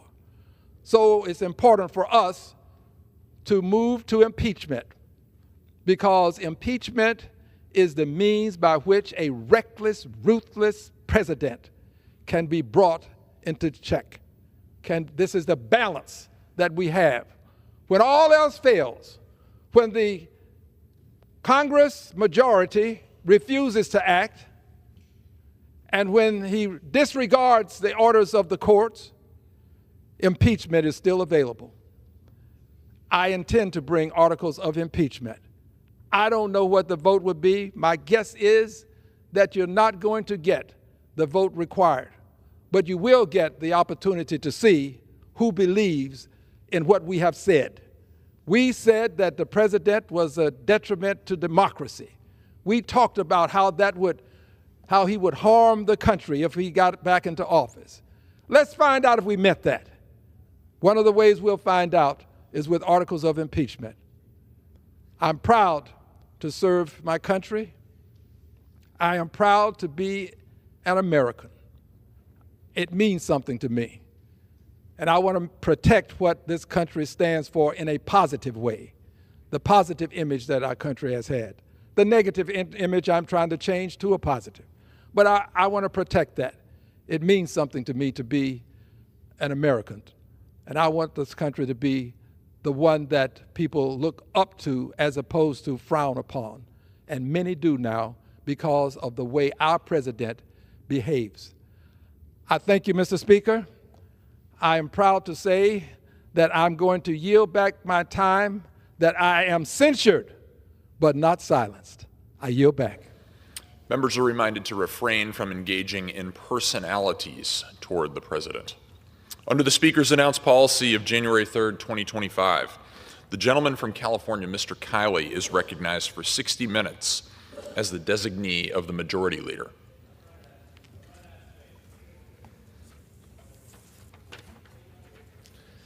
Mr. Speaker, I rise today to highlight 10 ways in which the state of California is currently under federal investigation. In particular, the Newsom administration under federal investigation. Now, the New York Times recently ran a story on this topic, headlined, "Trump Takes Aim at California."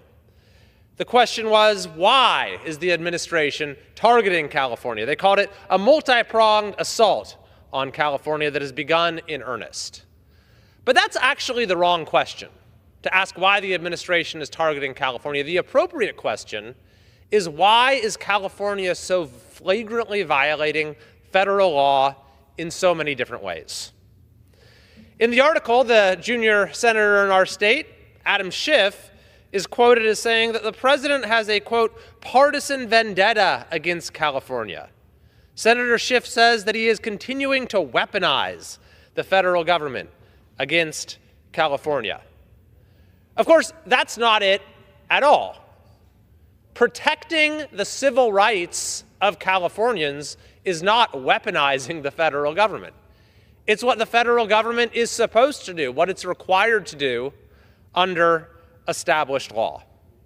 You see, what Senator Schiff and others are so upset about is that they're used to one-party rule in California being absolutely unchecked. They are used to radicalism having absolutely no counterweight. They're used to our governor, Gavin Newsom, whose only motivation is his own political self-promotion, having a supermajority legislator and other statewide elected officials that simply go along with whatever he says or does, regardless of how much damage it does to our state and regardless of how clearly it violates federal law. So when the Times asked my opinion for this article, what I said was that extreme policies and unchecked one-party rule have lowered the quality of life across our state. All Californians will benefit from greater accountability. We need balance and common sense. So I wanted to discuss today the 10 ways in which federal investigations are restoring that sense of balance and common sense and assuring compliance with the law. Number one is on the issue of men in women's sports, where the state has continued to be defiant.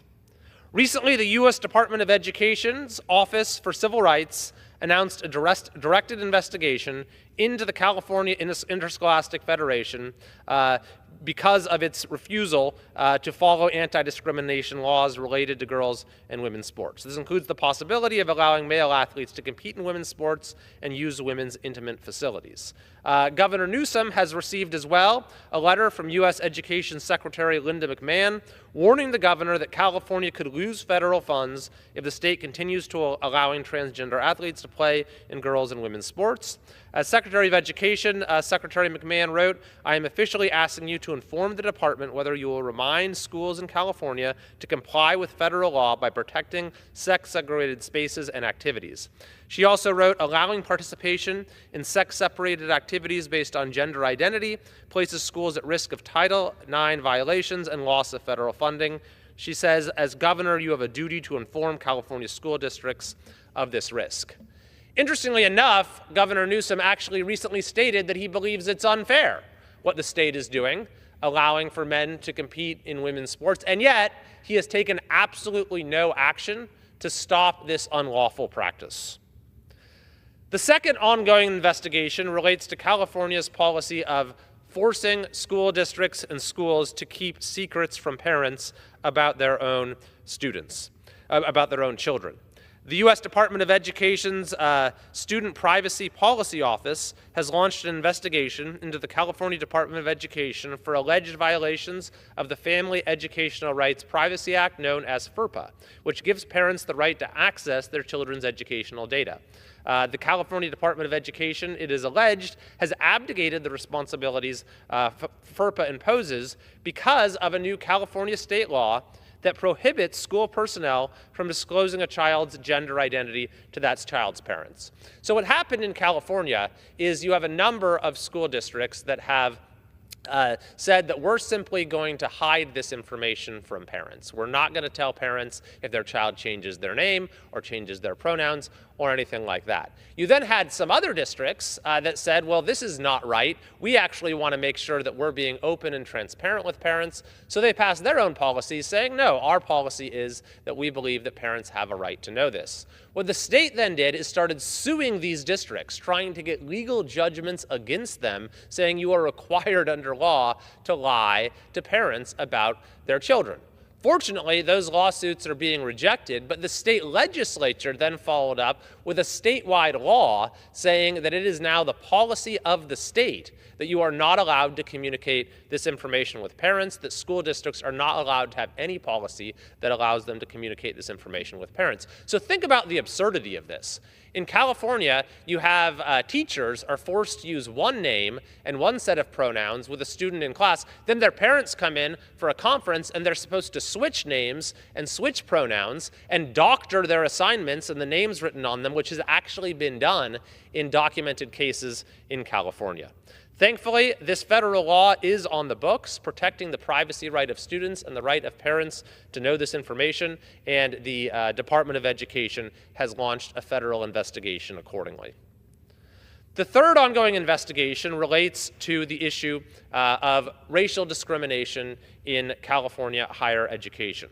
The Department of Justice, under Attorney General Bondi, is investigating several California universities to assess compliance with the 2023 U.S. Supreme Court ruling that ended affirmative action in college admissions. Now, this is notable because not only is this now the supreme law of the land per the recent Supreme Court decision, is that you have to have equal access, but it's also the overwhelmingly expressed will of California voters. Just a few years ago, in 2020, the supermajority legislature tried to repeal an existing state constitutional provision that forbade racial discrimination in college admissions. So they put it directly on the ballot by a supermajority. They passed a measure to put it on the ballot, but the people of California said no. Despite the campaign for this initiative having a massive, I think 10-to-1 spending advantage, the people of California voted 57% to 43% to say, no, we want to continue to have equality under law be the policy of our state. So this investigation by Attorney General Bondi is not only about assuring compliance with federal law, but is also going to protect the clearly expressed will of the people of California. The fourth investigation relates to the crisis of anti-Semitism at our universities. The Federal Task Force to Combat Anti-Semitism has announced that the Department of Justice has opened a civil pattern of practice investigation into the University of California under Title VII of the Civil Rights Act of 1964. The investigation will assess whether the UC is engaged in a pattern or practice of discrimination based on race, religion, and national origin against its professors, staff, and other employees by allowing an anti-Semitic hostile work environment to exist on its campuses. Attorney General Bondi said, quote, "The Department of Justice will always defend Jewish Americans, protect civil rights, and leverage our resources to eradicate institutional anti-Semitism in our nation's universities." We've seen over the last year and a half or so absolutely abhorrent, outright anti-Semitism at many universities throughout the country, including at California universities, which our Committee on Education and the Workforce did a lot of work to expose through a number of hearings. And while there have been some positive reforms that have occurred on some campuses, there are still many ongoing, very severe problems with these issues being aided and abetted in a lot of cases by university faculty and administrations. So this is an investigation into the full gamut of that activity. And then there's a related set of investigations that are looking at the extent to which students who are here on an international students are actually working to advance not only anti-Semitic, but pro-Hamas type activity. We saw, related to all of these anti-Semitic incidents on university campuses, illegal activity as well, with illegal encampments that violate the law, violate university policies, violate the civil rights of other students. We saw buildings being taken over, and we have seen connections between these activities and the agenda of Hamas and Hamas-affiliated groups. So recently, the Department of, the administration has revoked about 100 student visas at universities across California, including the University of California at Berkeley, which is part of a broader assessment of individuals who are involved in activities deemed contrary to U.S. interests. Now, this is actually a pretty small number, 100 out of 140,000 international students that are in California, but we do know that there are people who are here who are not from this country who have participated in these illegal activities, because as the president's order cites, federal law bars non-citizens from being in the U.S. if they support terrorism. And so any connection with pro-Hamas activity falls under the purview of those statutes. Indeed, the executive order from the White House quotes the president as saying that his intention is to deport Hamas sympathizers and revoke student visas. In a similar vein, UCLA has been sued in federal court in a case alleging that it enabled protesters at an encampment to block Jewish students from accessing certain campus pathways. To the extent that folks who are here on a visa were involved in that sort of illegal pro-terrorist activity, the administration is doing an assessment to take appropriate action. The sixth investigation that is going on against some of the insane and potentially illegal policies in California relates to high-speed rail, which is the biggest public infrastructure failure in United States history.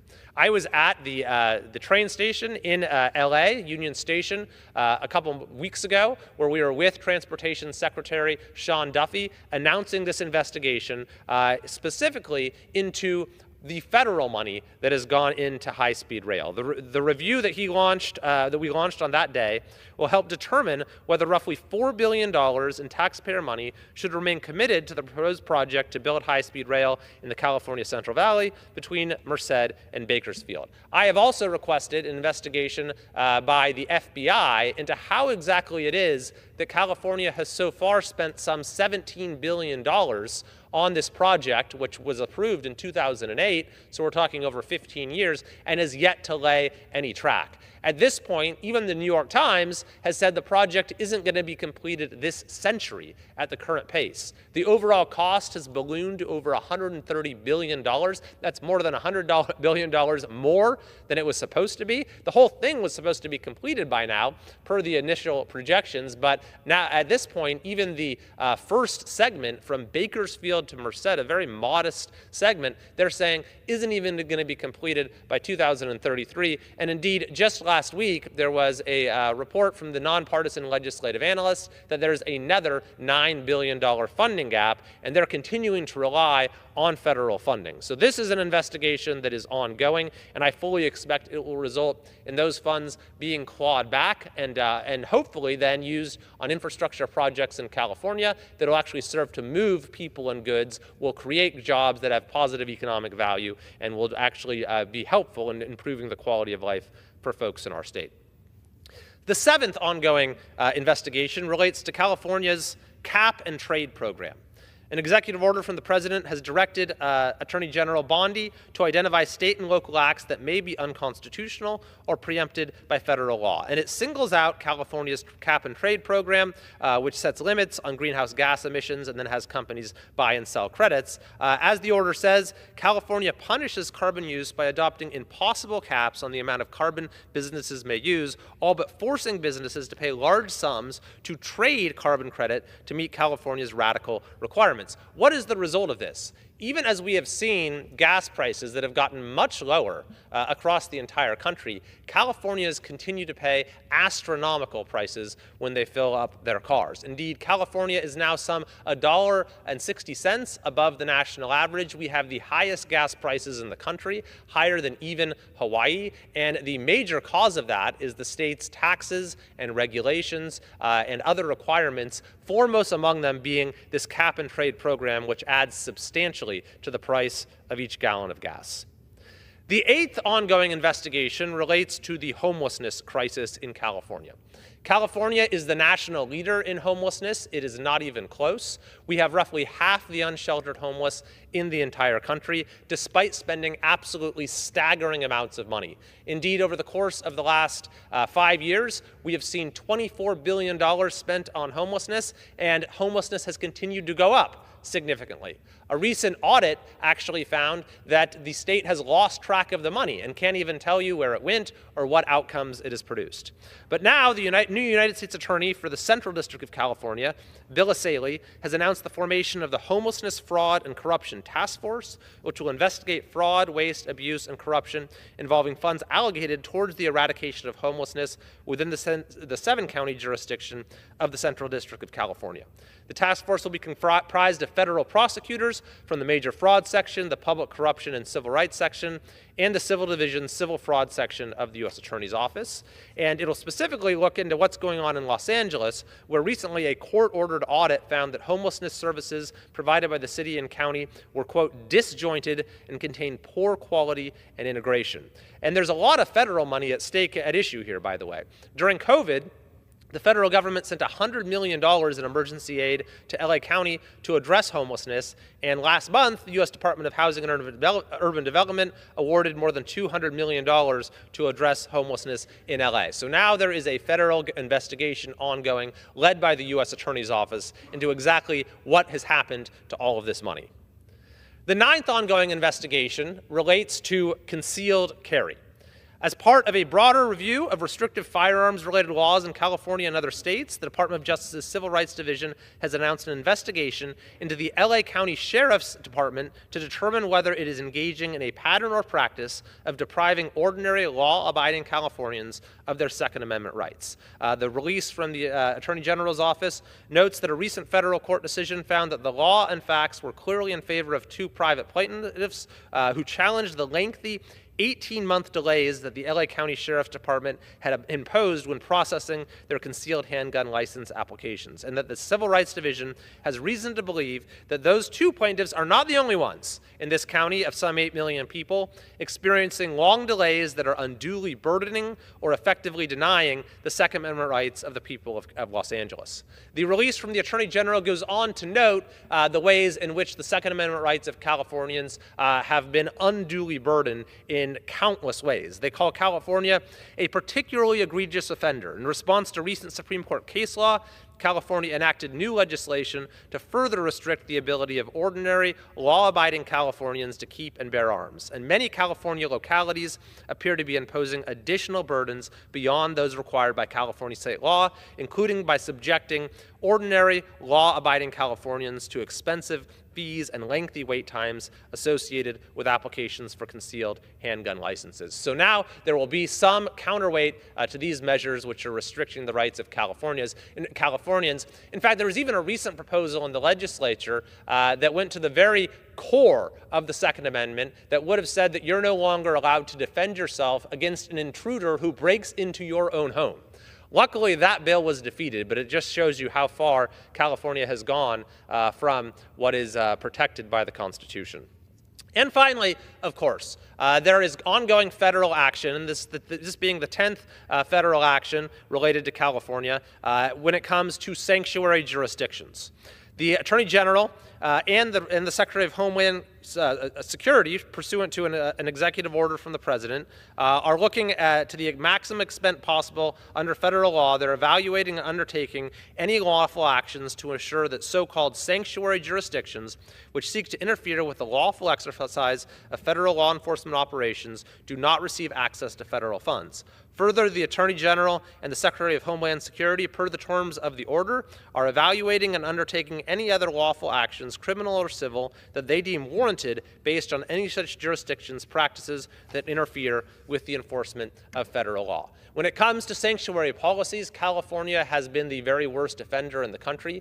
The state has a sanctuary state policy that was passed in 2017 and is responsible for many, many tragedies that have been documented throughout our state. And then you even have jurisdictions like Los Angeles and San Diego and San Francisco that were already sanctuary jurisdictions on top of being within a sanctuary state, but are now even going further, one of them even passing what they're calling a super sanctuary jurisdiction ordinance. We have, those of us who represent districts in California that are not sanctuary jurisdictions have also asked the administration to be sure to recognize those counties and jurisdictions that are in good faith trying to comply with federal law, very much unlike jurisdictions like Los Angeles, San Diego, and San Francisco. So these are 10 ways in which we see finally something of a check on the runaway lawlessness of the Newsom administration and a number of jurisdictions in California. And in Congress, we are very much a partner in those efforts. Indeed, I'm working on a number of measures here in Congress, in the House of Representatives, that are seeking to push back on the radical, harmful policies of the Newsom administration. For example, we recently introduced legislation to overturn Newsom's ban on gas-powered vehicles. I've introduced legislation called the No Medi-Cal for Illegal Immigrants Act, which will seek to preserve Medi-Cal benefits for American citizens at a time when the policy of expanding those benefits to everyone in the state illegally is literally bankrupting the system. And in addition to Secretary Duffy's investigation into high-speed rail's staggering failures, I've introduced legislation to assure that the high-speed rail project will be ineligible for any federal funding going forward. California has a long way to go towards restoring sanity, but these actions are very important steps, and I look forward to following these investigations as they protect the civil rights of Californians and protect our citizens against truly radical and failed policies.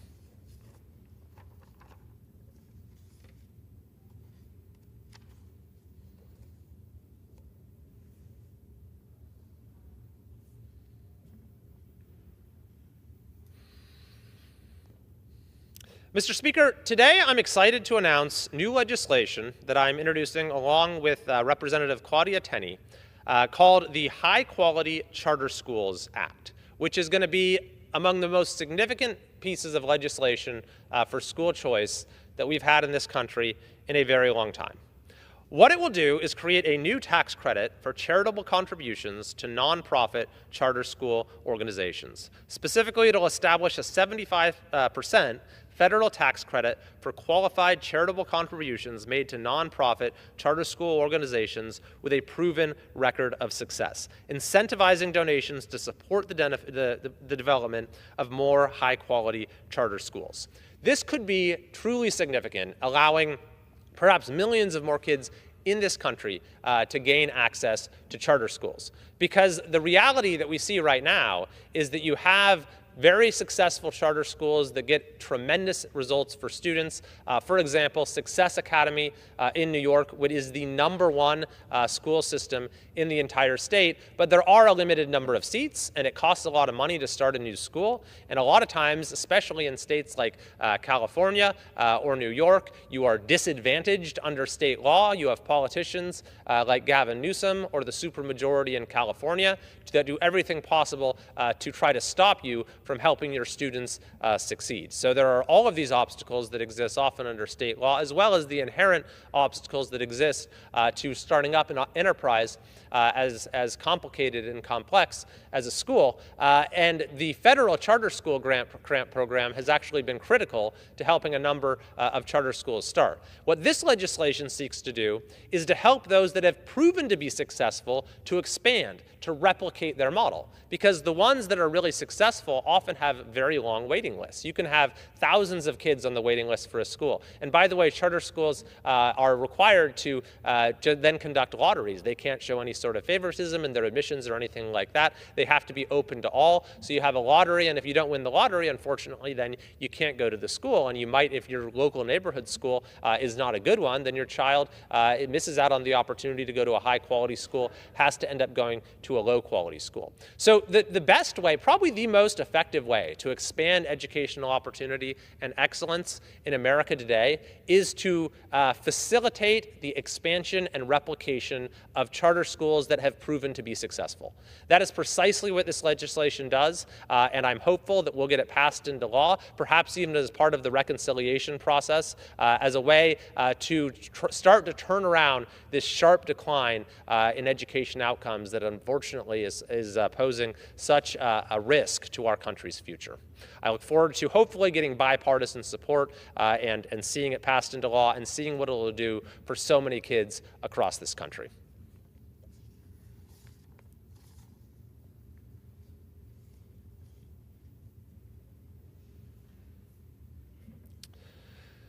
Mr. Speaker, this week I introduced, along with my colleague Jay Obernolte, as well as Representatives Calvert, Fong, Valadeo, and Issa, the Election Results Accountability Act, which will restore some measure of public trust in our elections. The problem in California, one of many problems with our elections in California, is that they take forever. Not only do voters have about a month to cast their votes, it then takes about a month to actually count the votes, with updates being made periodically throughout this what's called month-long canvassing period. And you see results that flip. Someone's ahead on election night, but then somehow 3 weeks later, they're behind. Or if you're in a tight race, you're just living and dying with each update. Am I going to be the next city council or school board member, or whatever the case may be? It limits your ability to plan because you don't know if you're going to be coming into office, or you need to find some other job, or you're planning to run again, whatever the case may be. The voters don't know who's going to be their representative when they should. And so, and it also just fosters a sense of distrust in the process, and it's frankly embarrassing to our state. When you have every other state manages to get its act together, to most of them can give you the results on election night. That's kind of the way it's supposed to work. You go to the voting booth, you cast your vote, you find out who won that night. You don't find out a month later and have it changed several times in the process. So this is beyond embarrassing for California, and it's time we brought some accountability. So we've introduced this legislation, the Election Results Accountability Act, which will require all states to count and publicly report no less than 90% of ballots cast in federal election within 72 hours of polls closing. Additionally, it mandates that states complete the ballot count and certify the final results within 2 weeks of Election Day. These are not onerous requirements. 90% of the votes within 3 days need to be counted, and we need to have the results within 2 weeks. It's more than, our state should be more than capable of complying with this. And by the way, even though we're requiring it in federal elections, that likely will mean we'll get the results up and down the ballot as well. This, along with measures that we passed today, to the SAVE Act to require proof of citizenship in order to vote, as well as an initiative that I think is likely to be presented to California voters in the near future to require voter ID, will go a long way towards ensuring election security, election integrity, and the sense of democratic legitimacy on which our state and country's political identity depends.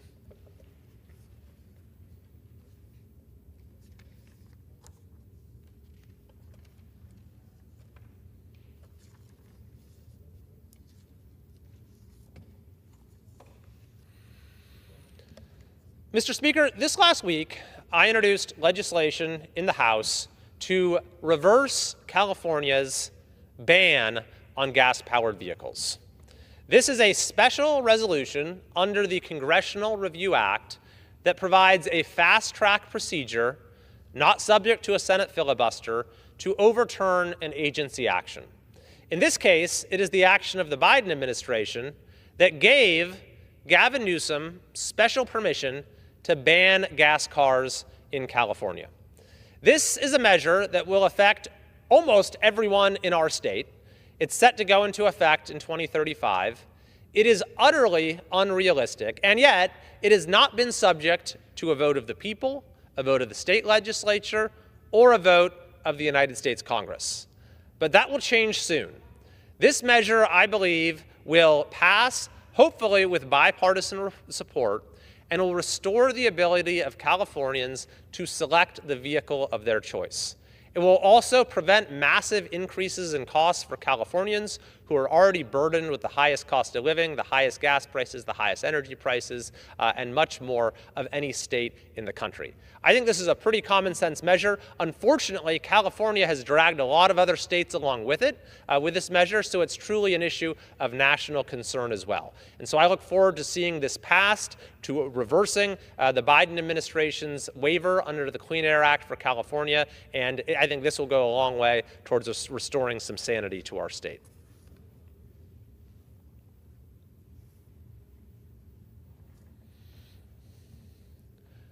Mr. Speaker, this last week, as chair of the House subcommittee that covers K-12 education, I held a very important hearing on the topic of artificial intelligence in education. Now, we are in the midst of a truly unprecedented period in which AI is advancing at a mind-boggling rate in terms of its capabilities. And there's truly no end to this progress in sight. We see all of the leading labs introducing new models, it seems like every day, that demonstrate increasingly astonishing capabilities. And there are a lot of risks and concerns that tend to come to mind when people see this progress, and a lot of, I think, legitimate fears as it relates to AI and its impact on society. And it's very important that we are attentive to these concerns and taking whatever measures we can to make sure that we get these questions right. But I think that it's equally important that we make sure that the benefits of this technology, as it exists now and as it's likely to exist in the future, are understood as well.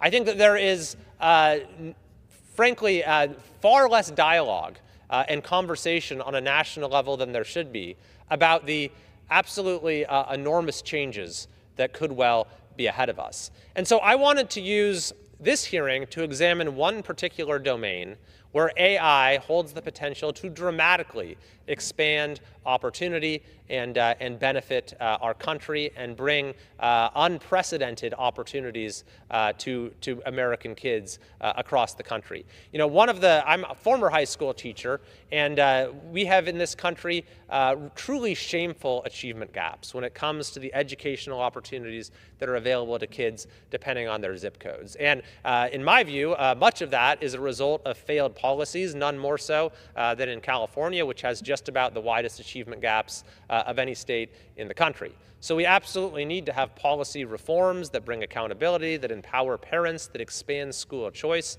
and that support teachers, among many other policy reforms. But the correct use of artificial intelligence could go a long way in itself towards bridging these achievement gaps. Not only that, I believe that it will very soon be possible for any child in our country to receive a richer educational experience than any child did just a few years ago.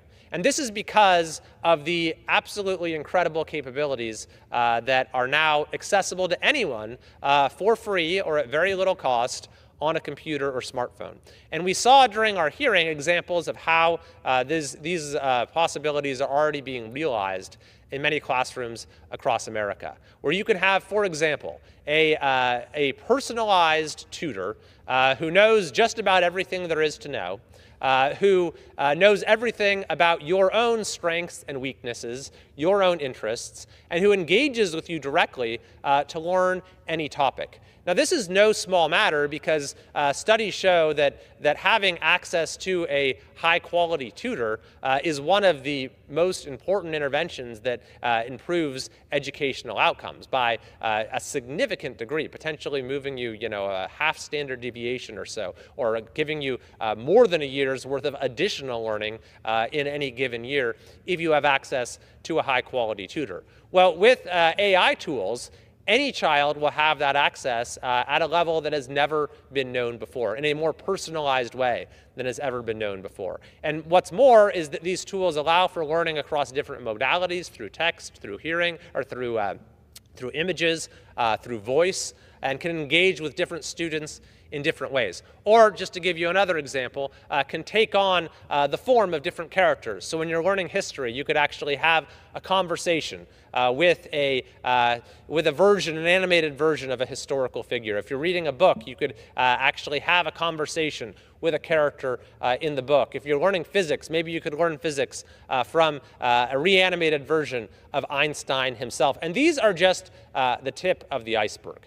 When you look at the technologies that are advancing when it comes to augmented reality, when it comes to VR, we're already seeing ways in which AI is being deployed for sort of career training type learning, whether it's welding or other types of career or trades where these environments can be simulated simulated in very realistic ways to help students learn regardless of whether they go to a school where you can get hundreds of thousands of dollars worth of expensive machinery. So I think that we are still just scratching the surface of what is possible here.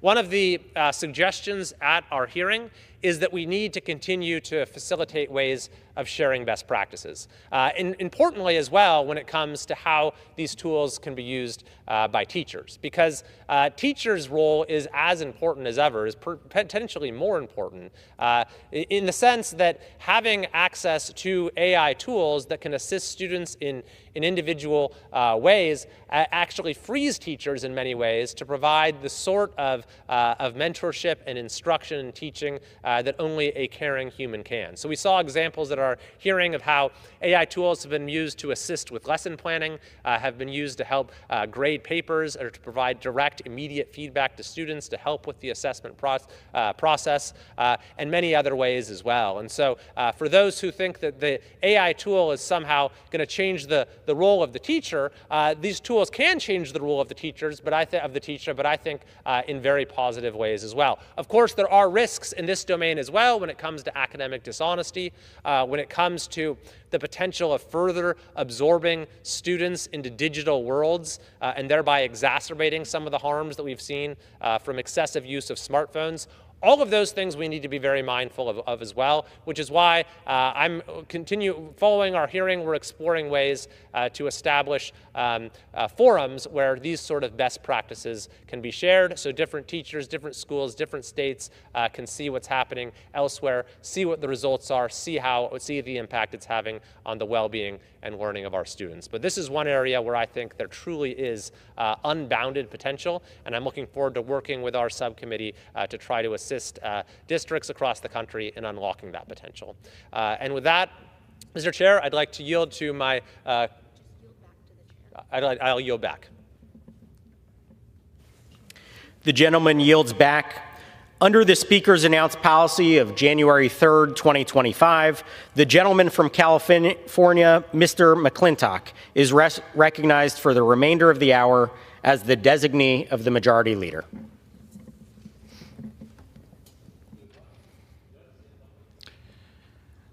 Mr. Speaker, I rise today to mourn the passing of Bob Phelan of Modesto, a valued and beloved member of my congressional staff for these past 3 years.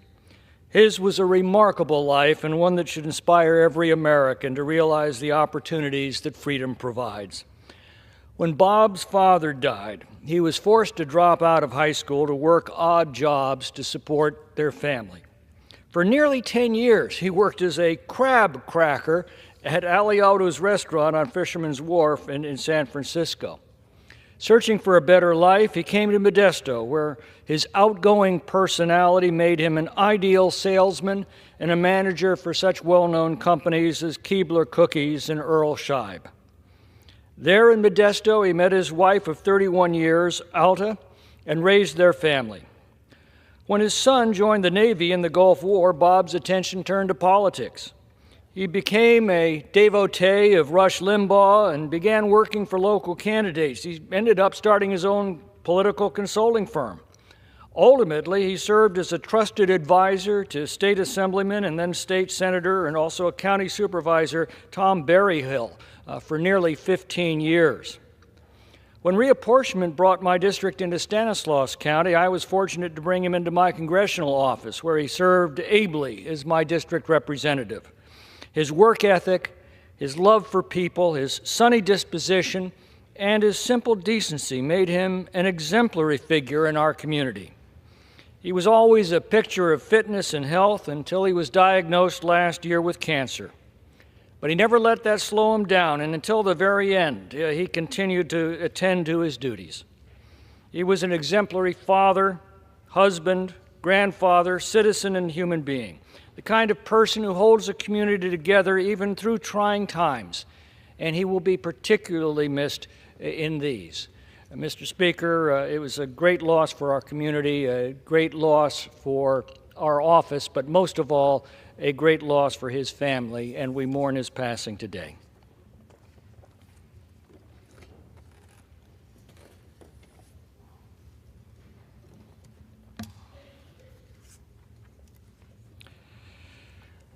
Mr. Speaker, on May 17th, the College of the Canyons Foundation will honor Marley Laufer with the 2025 Silver Spur Community Service Award in recognition of her longtime philanthropic work.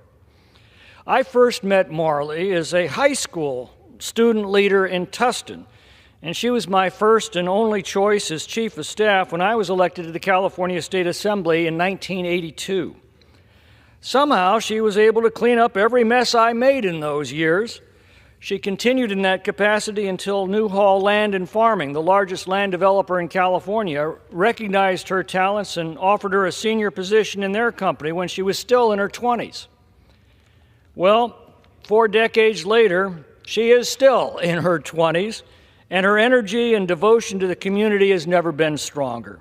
I am deeply gratified to see her honored by her community and to join in their accolades of her work.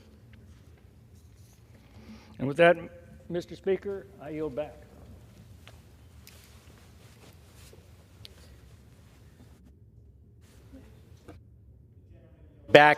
Under the Speaker's announced policy of January 3rd, 2025, the Chair recognizes the gentlewoman from Ohio, Ms. Kaptur, for 30 minutes.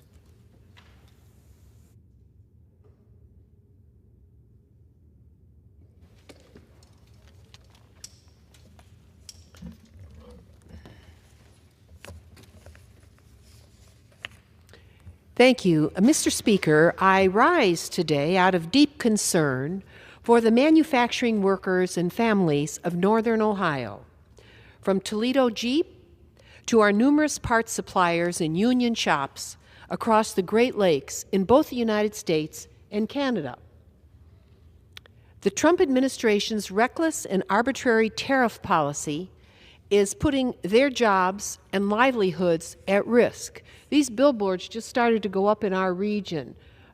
Trump's tariffs are a tax. They're a tax on everything. While yesterday President Trump claimed to pause all tariffs, he left in place a 10% across-the-board tariff on all global trade entering the United States, even in places like our region where we have a very, very wonderful relationship with companies in Canada, and we are an integrated economy. We don't need any tariffs, not at our end of the country.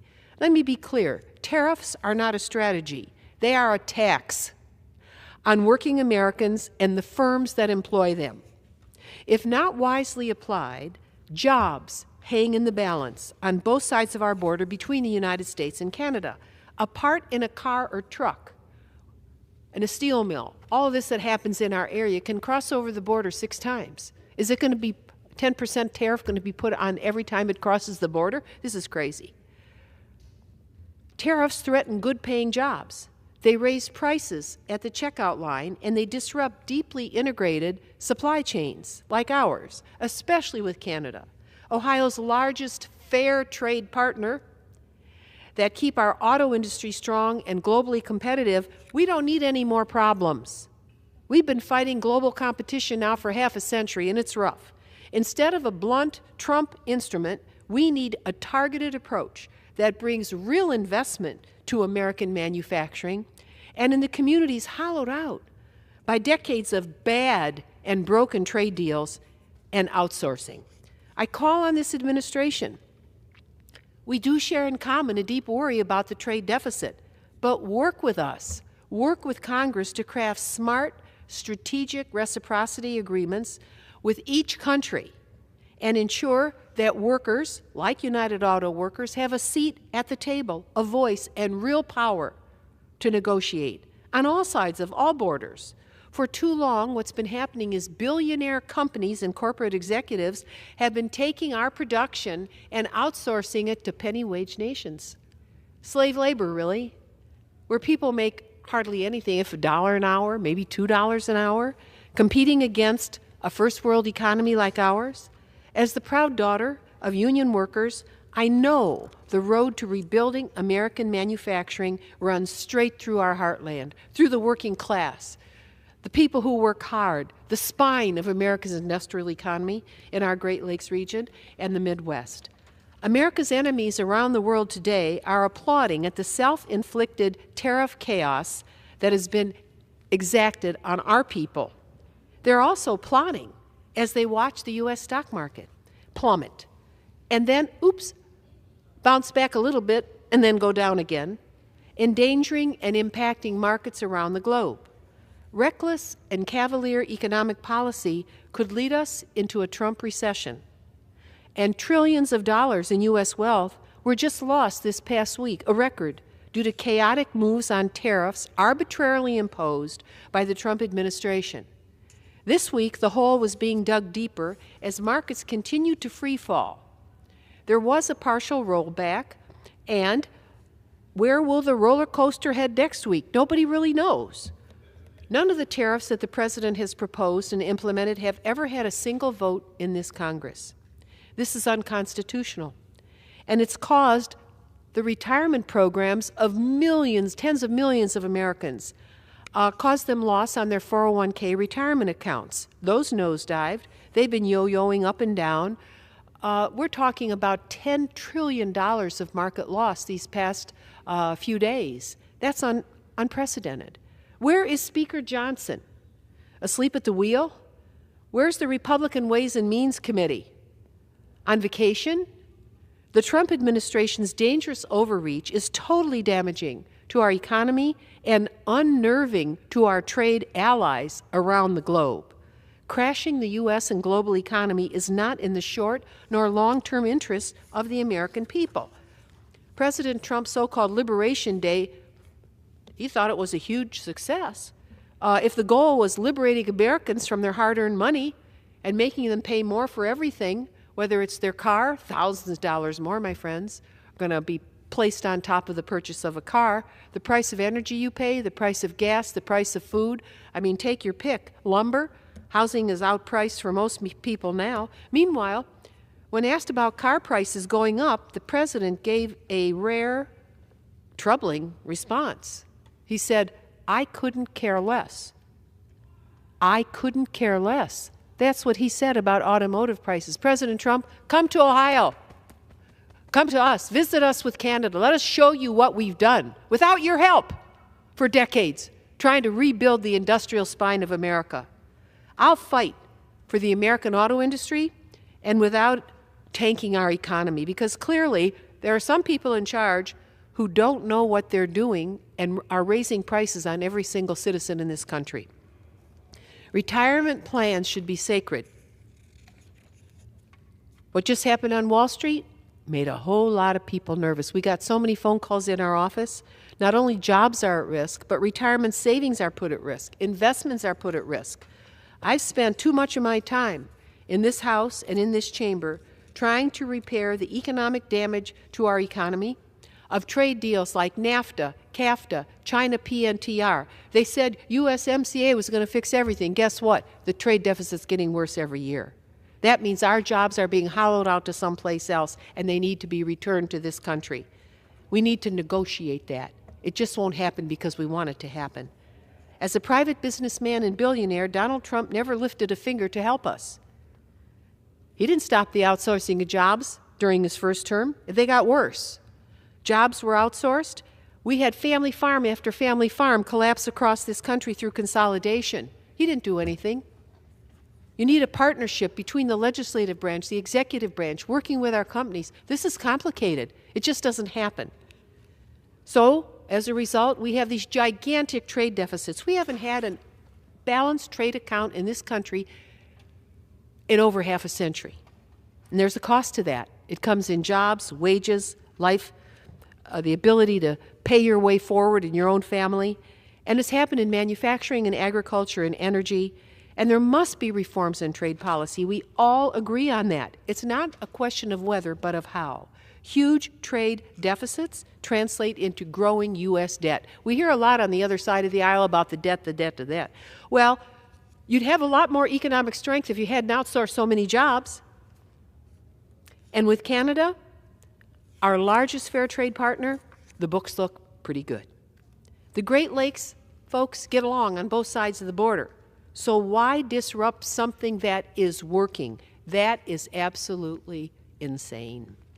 Tariffs can be a tool to create jobs and wealth as well as bring back jobs to our country, and we ought to head in that direction. But the President's efforts seem to be adding more trade deficits, not balancing our trade accounts. But America can't import its way to jobs and wealth. It must export products. We must grow things and make things here and export them. Thus, fair trade with nations that play by the fair trade rules must be our objective. Let's start there. Let's work with our friends and then open up other markets and retool other markets where that isn't working in our interest. You can't just do it with a broad brush stroke. Working with Canada is very different than working with China, believe me. At the same time, we must be carefully assured that we grow jobs here through our trade policies and prevent price gouging by adversaries that benefit from protection in the marketplace. Here's what China does. It manufactures 4 times as much steel as the world consumes, and then it strategically dumps to wipe out production. Come with me to Lorain, Ohio. It's deeply in my heart. I represented it for 10 years until they gerrymandered our state again and took it away. What happened to the workers in Lorain, Ohio, should happen to no worker in this country. They deserve better for the hard work they do. So let's stop the chaos of trade wars, arbitrary pauses, crazy tariffs and threats. The American people sent us here for solutions. They don't need more tariffs that are really taxes on their cost of living. America's trade accounts need balancing. We don't need to keep hemorrhaging, and that'll be the real test. That'll be the real test. The accounts will be the real test at the end of this year, but they're already not looking good. But you don't make it better by killing the patient, the American worker, with higher prices on everything they buy and by jerking away millions of dollars for the cumulative wealth of their retirement accounts. America must achieve free trade among free people, not more tariff chaos. And Mr. Speaker, I wanted to put in a word in our office as all of this has been going on. I've thought a lot about my own faith and how to help the American people that are so worried about what is going on. And so I did some reflection on the faith community in which I was baptized and still belong. Next Sunday for us is the most profound holy day. We commemorate Easter, and it holds profound meaning. This coming Saturday in Judaism, Jews around our globe and throughout our nation will sit down for a Passover Seder. For both religions, this weekend is one of the most significant religious holidays in the calendar year, with expression, with remembrance on the importance of treasuring our heritage and endowment. For 2,000 years or more, these days have expressed faith that can move the human conscience. Faith motivates people's behavior to think about the difference between daily life and the divine, and what life could be. Christians are encouraged to be a sacrificial people, and importantly, a resurrection people. Jews think of how hard it was for their ancestors escaping Egypt, and thankful for all the joys they have in modern life. With Easter and Passover in mind, I wish to place on the record today reflections as a result of the Trump administration's recent actions that are causing anxiety among the people that I represent. These holy days seem a proper time to pray for them, to remember them, and to seriously ask ourselves what together we can do to heal them, our nation, and our people. Days ago, I was approached by a kind nurse who had endured a hard day. She shared with me that a patient of hers in a local health care center had emigrated to our country legally to work as a common laborer. She had fled a troubled Latin American country where thugs control the streets. Leaving all behind, the worker had journeyed here from a place where there was no hope for a better future. And then last week here in America, very sadly, she attempted to take her own life with a fentanyl overdose because she feared being arrested by Trump administration immigration officials. She could not imagine going back to the hell from which she had come, and here, with no help, understanding the law that she came here by, that she could work in America, she was frozen with fear because of what she saw on TV.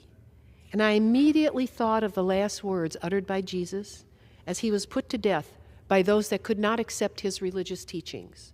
He asked, Father, Father, why have you forsaken me? This also parallels the story of Passover, with the Jewish people fleeing Egypt in search of a better life where they could live free from bondage and fear. Are we not to care for strangers in a strange land, to treat our neighbors as we would want to be treated? Do we leave them to wander the desert, to horror? Or do we offer a hand out and up to ensure that they can live in safety and security? I think this is a weekend for examining our own conscience. My office has heard an influx of others fleeing horror, seeking shelter, scared they will be sent back somewhere. Haitians who were here legally and working were scared in Ohio that they would be sent back to the streets of Port-au-Prince that are controlled by warlord gangsters and roving bandits. Who would want to go back to that? And these are people who are working, and every company I know is looking for workers right now. Local churches, synagogues, mosques help to resettle Ukrainians here legally, fleeing war-torn regions in their homeland.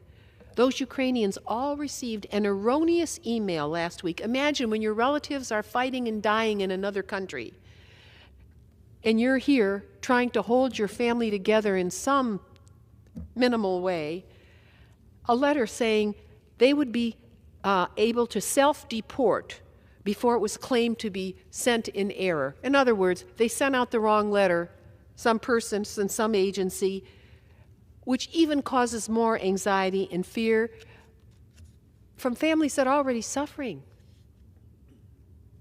What kind of a country are we becoming? Then this week, our district staff took a call from a senior citizen who for many years has ordered her prescription drugs from Canada. She receives them by mail because she can't walk.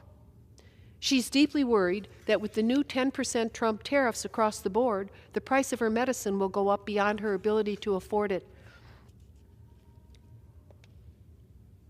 There's a lot of people in charge of things here in Washington that can't think in front of their own nose. They've never faced these situations. So I ask myself, what would Jesus do? What would the Jewish people who leave the door open and a seat for Elijah, what would they do? Our president has even threatened higher tariffs on all imported medicine. Boy, that's a hard sock to the gut. This isn't something someone who cares about people and their health and well-being would do or should do. So if I were his mother, I would scold him. Our office is receiving numerous inquiries from retirees, working people who worked hard and are deeply concerned about the drop in value of their 401k retirement plans that they worked for. Those just lost enormous value in the financial markets, and as the Trump tariffs traded away the value of their earnings. Meanwhile, the cost of everything keeps rising. Where I live, the price of gas rose 75 cents more a gallon, 75 cents more a gallon than I paid a week before. I've heard from mothers worried their daughters and granddaughters will lose their Medicaid coverage for mental health care and treatment. And God bless every American family that has a child with mental illness or a relative with mental illness. You are saints caring for them. A wife called worried her husband was going through chemo for cancer treatment and he would lose his Medicaid because of the cuts that are being proposed here just 3 years before he becomes Medicare eligible. So if families are denied access to Medicaid without the finances to cover care, what will happen to them?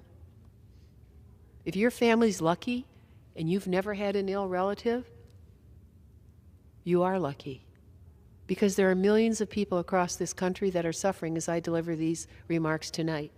Walk in their shoes. People on Medicare are about to lose access to telehealth. This is terrible. Many seniors can't walk, folks. I have neighbors. They fell out. One lady, she fell out of her bed. She couldn't get up the floor. She had one of those things on her neck that she pushes, and then the ambulances came from the local fire department. There are a lot of people living at the edge. We have to be concerned about them. We can't cut their benefits. These are just some of the countless stories and fears we hear, and there are hundreds, thousands more reaching out to members of Congress in fear for themselves, their families, their loved ones, and treasured members of their community. America does not live in fear. That isn't why our country was founded. We have been a refuge for our entire history, and we need to continue to be a refuge for those seeking a better life. So who will speak up for these people while they are painted as worthless or not worthy of a place in our country by those who just want to slash and burn and tax and deport and destroy? Jesus' last words were uttered in the Aramaic language, and he breathed his last breath, asking why he had been forsaken. We can ask this for people we know, and we can do something to help. Some of us must ask during Passover and Easter week, who is being forsaken in this wild rush to endow the billionaire class with more vast infusions of money taken out of the hides and hearts of the American people? What would Jesus do? What would Moses do? Why won't we as a country and a people ask ourselves the question of how we can help, not hurt? How can we help and not hurt? Let us recommit to that objective in the greatest nation in the world that needs caring leadership and those that truly are capable of loving one another and other people. I yield back.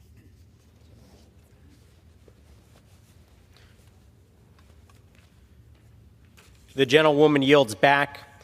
The chair announces the Speaker's appointment pursuant to 22 U.S.C. 276H and the order of the House of Representatives on January 3rd, 2025, of the following members on the part of the House to the Mexico-United States Interparliamentary Group. Mr. McCall of Texas, Chair. Mr. Valadeo of California. Mr. Jimenez of Florida. Mr. Ciscomani of Arizona. And Ms. De La Cruz of Texas. The chair will receive a message.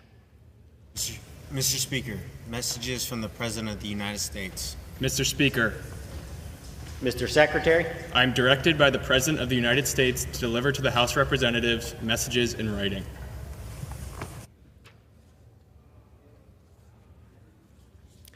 Pursuant to Clause 13 of Rule 1, the House stands adjourned until 9 a.m. on Monday, April 14th, 2025.